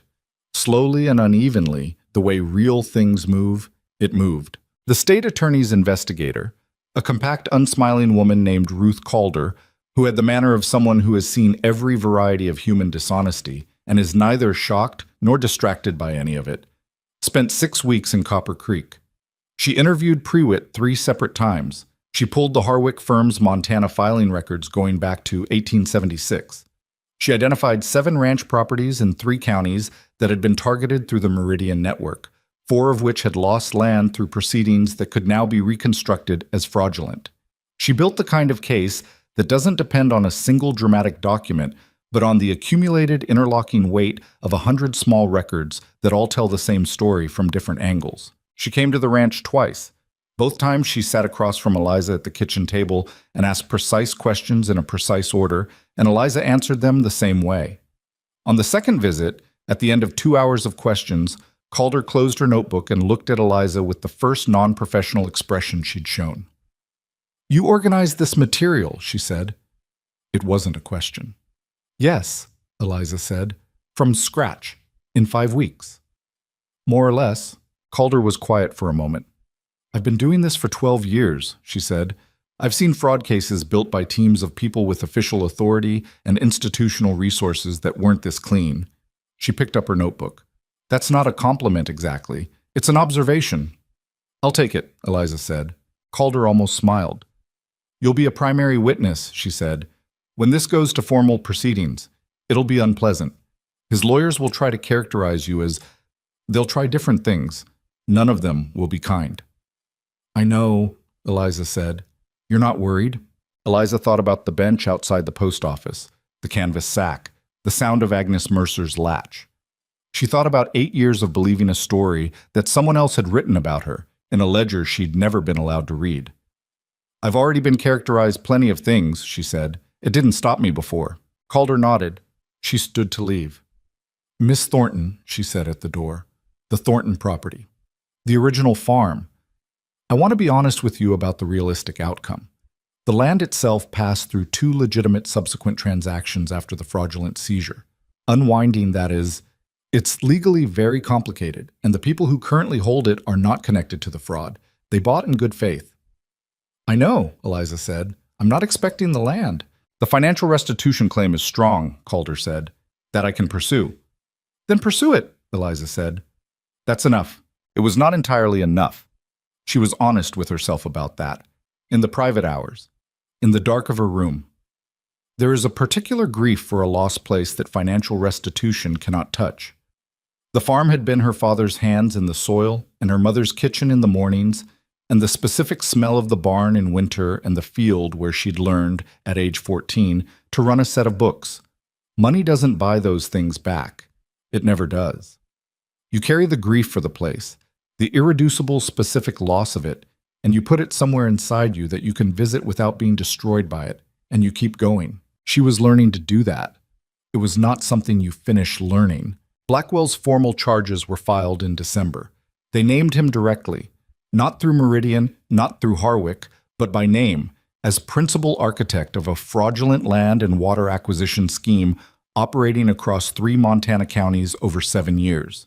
The charges included fraud, forgery of official documents, conspiracy to deprive landowners of property rights, and 2 counts relating specifically to the manufactured legal proceedings against the Potter and Henderson properties. He did not come back to Copper Creek after the hearing. His lawyers operated out of Billings. He was, by all accounts, Eliza received through Seth and Calder, a man in the process of discovering how far money could go when the facts were sufficiently well documented, and the answer was, not as far as he'd relied on. Sutter, the land agent, was charged separately. 2 partners at Harwick and Sons resigned their registrations and cooperated with investigators in exchange for reduced exposure. Prewitt received a formal censure and was barred from working as an accountant in the state of Montana, which was, Eliza thought, a sentence that fit the crime in a poetic sort of way. The Potter parcels were restored in February, after a county commission ruling that the adverse claims had been fraudulently filed, and were therefore void from inception. Agnes Potter received the notification by mail. She came to the Cross Ranch 2 days later, unannounced, driving her own small wagon, and knocked on the front door. When Eliza answered it, Agnes Potter looked at her for a moment, this small, stiff-backed woman with the weathered face and the white hair. And then she did something unexpected. She held out a jar of preserved plums. "I put these up in September," Agnes said. "I was going to keep them, but I think you should have them." Eliza took the jar. It was warm from the wagon, and the plums were dark and perfect in the glass. "Thank you, Mrs. Potter." "Agnes," she said, "after everything—" She stopped, started again. "My husband wants to come and thank you personally. I told him to give it a few weeks because you've probably had enough people at you."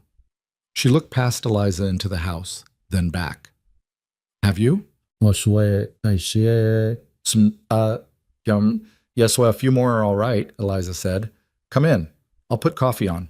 Agnes Potter came in and sat at the kitchen table, the same table where Calder had asked her questions, where Walt Henderson had spread his account books, where the brothers ate supper every night in their noisy and imperfect way, and they drank coffee and talked for an hour.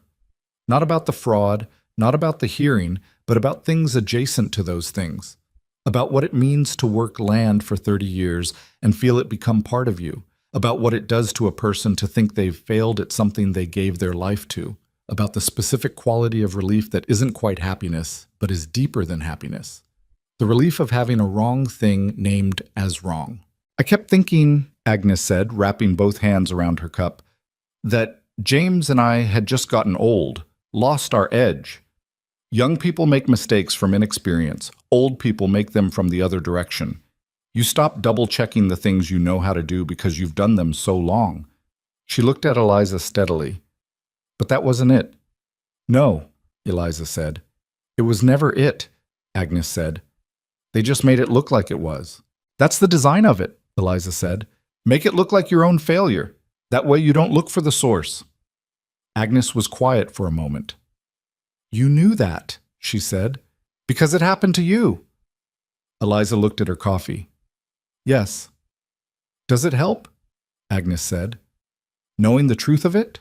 Eliza thought about this honestly, the way the question deserved to be thought about. "Some things, yes," she said. "Some things, the grief for the place, that doesn't change. But the weight I was carrying that wasn't mine to carry." She paused. "That's lighter." "Yes, that's considerably lighter." Agnes nodded slowly. "Good," she said. "Then that's something." They were both quiet for a moment, and outside the window the February light was doing its thin, pale Montana winter thing, and somewhere in the barn Caleb was working on something with a hammer, the sound of it coming through in a steady rhythm, and the smell of coffee was in the kitchen, and Agnes Potter was sitting across from her with the plum jar on the table between them, and Eliza thought, this is a real moment. Not a perfect one, not a resolved one, just real. Just two women sitting with the truth of what had happened to them, in a warm kitchen, on a cold day. You have to learn to take those moments when they come. The Cross brothers gave her a formal place at the table in February too, though not in any official way, because they were not particularly official people. It happened the way most real things happen in that house, incrementally, without announcement, and then all at once. It started with her name on the ranch accounts. Gideon asked her in early January if she would take on the accounts formally and permanently, not as a temporary arrangement, not as the provisional help around the ranch it had started as, but as an official role with official wages, written into the ranch's operating papers. She said yes. Seth drafted the paperwork, which was brief and clear, and included a wage that was not extravagant but was genuinely fair. And Gideon signed it, and Eliza signed it, and that was that. Then Miles asked her, with the directness that was his natural mode, whether she intended to stay through spring, and when she said yes, he said good, and went back to whatever he'd been doing, and that was also that. Danner was the one who made it least complicated, paradoxically, because he simply stopped treating her arrival as a thing that needed to be processed and started treating her as a fixture, in the way that young men sometimes skip the formal adjustment and land directly in the normal. He argued with her once about the supply order. She had changed the feed supplier to get better pricing, and he had opinions about this. And they argued for 10 minutes in the kitchen, and then she showed him the numbers, and he said, "Fine, whatever, you're right." with the particular gracelessness of someone who doesn't like being wrong but prefers accuracy to winning, and afterward they ate supper side by side, and that felt, somehow, like the clearest signal of all. Caleb moved her bags. Not all of them. She didn't have many. But the canvas sack that she'd kept packed, out of the old habit of staying portable, the one she'd had ready by the door of her room since August, had been sitting in the corner of the hallway for 2 weeks after a night when she'd brought it down for some reason and left it there. One morning she came downstairs and it wasn't in the hallway anymore. She found it that evening, empty, in the storage room off the kitchen, folded neatly and placed on a shelf with the other household bags. She stood looking at it for a moment. She went and found Caleb in the barn. He was working on a harness with the focused, methodical attention he gave to physical tasks. "You moved my bag," she said. He didn't look up. "It was in the hallway." "I know." "It was a tripping hazard." She looked at the side of his face. He kept his eyes on the harness. There was, very briefly, something around his mouth that was not quite a smile, but was in the vicinity of one. "Thank you," she said. "It was a tripping hazard," he said again, and went back to the harness, and she went back to the house. With Gideon, it was slower, and it was harder, and it was more. That was the only honest way to describe it. Slower, harder, more. Two people who have both spent years becoming very careful do not suddenly become careless with each other. They move at the pace that real trust requires, which is not a romantic pace or a convenient one, but it is the only pace that builds something that lasts. They had evenings on the porch. They had mornings where they were both up early, before the others, and drank coffee in the kitchen without speaking much, and it didn't need filling. They had the occasional argument about the accounts, once, where Eliza was right and Gideon was resistant, and neither of them handled it particularly well, and they had to come back to it the next day and finish it properly. They had the specific texture of two people building something careful and provisional and important. In March, when the snow was still on the northern ridge but the yard was muddy with the first hints of thaw, Gideon came to find her in the office and stood in the doorway in a way that meant he had something to say that he'd been working up to. She put her pen down and looked at him. "You've been here 7 months," he said. 7.5, she said. He came in and sat down across from her, the same chair he'd used on the night she'd first laid out the evidence, and he put his hands on the desk. Not reaching for her, just occupying the space, the way he did when he was being deliberate about something. "I want to ask you something," he said, "and I want to ask it plainly because I think you've had enough of things being said sideways." "All right," she said. "Do you want to be here?" She looked at him. The question was simpler than she'd expected and more complicated than it sounded. He wasn't asking about the work. He wasn't asking about the accounts or the ranch operations or whether she intended to stay through another season. He was asking the underlying thing, the thing that hadn't been said directly, that had been present in kitchen mornings and porch evenings, and the moved bag and the way he looked at her sometimes when he thought she wasn't watching. She thought about what the honest answer was. She thought about it the way she thought about everything, fully, without flinching, following it to where it actually led. She had arrived in Copper Creek with nothing and no plans for anything beyond surviving the next day. She had not been looking for a home. She had not been looking for people. She had been looking for a bench to sit on while she recalculated, and what she'd found instead was 5 brothers who argued about fence posts, and a ranch with a theft problem, and an enemy she hadn't known she had, and a truth she'd spent 8 years running from. She had found Agnes Potter's plums in a jar, and Miles's quiet observations and Danner's reluctant capitulations, and Caleb moving a bag. She had found a desk under a window with faded blue curtains, and a view of the corrals and a piece of Montana that smelled like dry grass and mineral water, and in the evenings, wood smoke. She had found Gideon Cross, who had crossed a street because he hadn't forgotten which one he used to be. "Yes," she said, "I want to be here." He nodded slowly, and something in his face settled. The thing that had been held carefully against an uncertain answer, released now. "Good," he said. It was the same word he'd used in August, when she'd told him she'd cook. It meant the same thing now that it had meant then. Acknowledgement, acceptance, the simple welcome of a thing being what it should be. And it meant something more too, the extra weight of 7.5 months in it, the winter in it, the truth in it. She looked at his hands on the desk. She put her hand over his, once, briefly, and then picked her pen back up. "I have to finish the March ledger," she said. "I know," he said. But he didn't move for another minute, just sat there while she worked, and the afternoon light came through the window and the ranch made its sounds around them, and neither of them needed to say anything else. There is a thing that happens when people survive something together. Not the dramatic version of survival, not the sudden rescue or the single moment of courage, though those things matter too. The other kind of survival, the daily, grinding, imperfect work of holding something together when it keeps trying to come apart.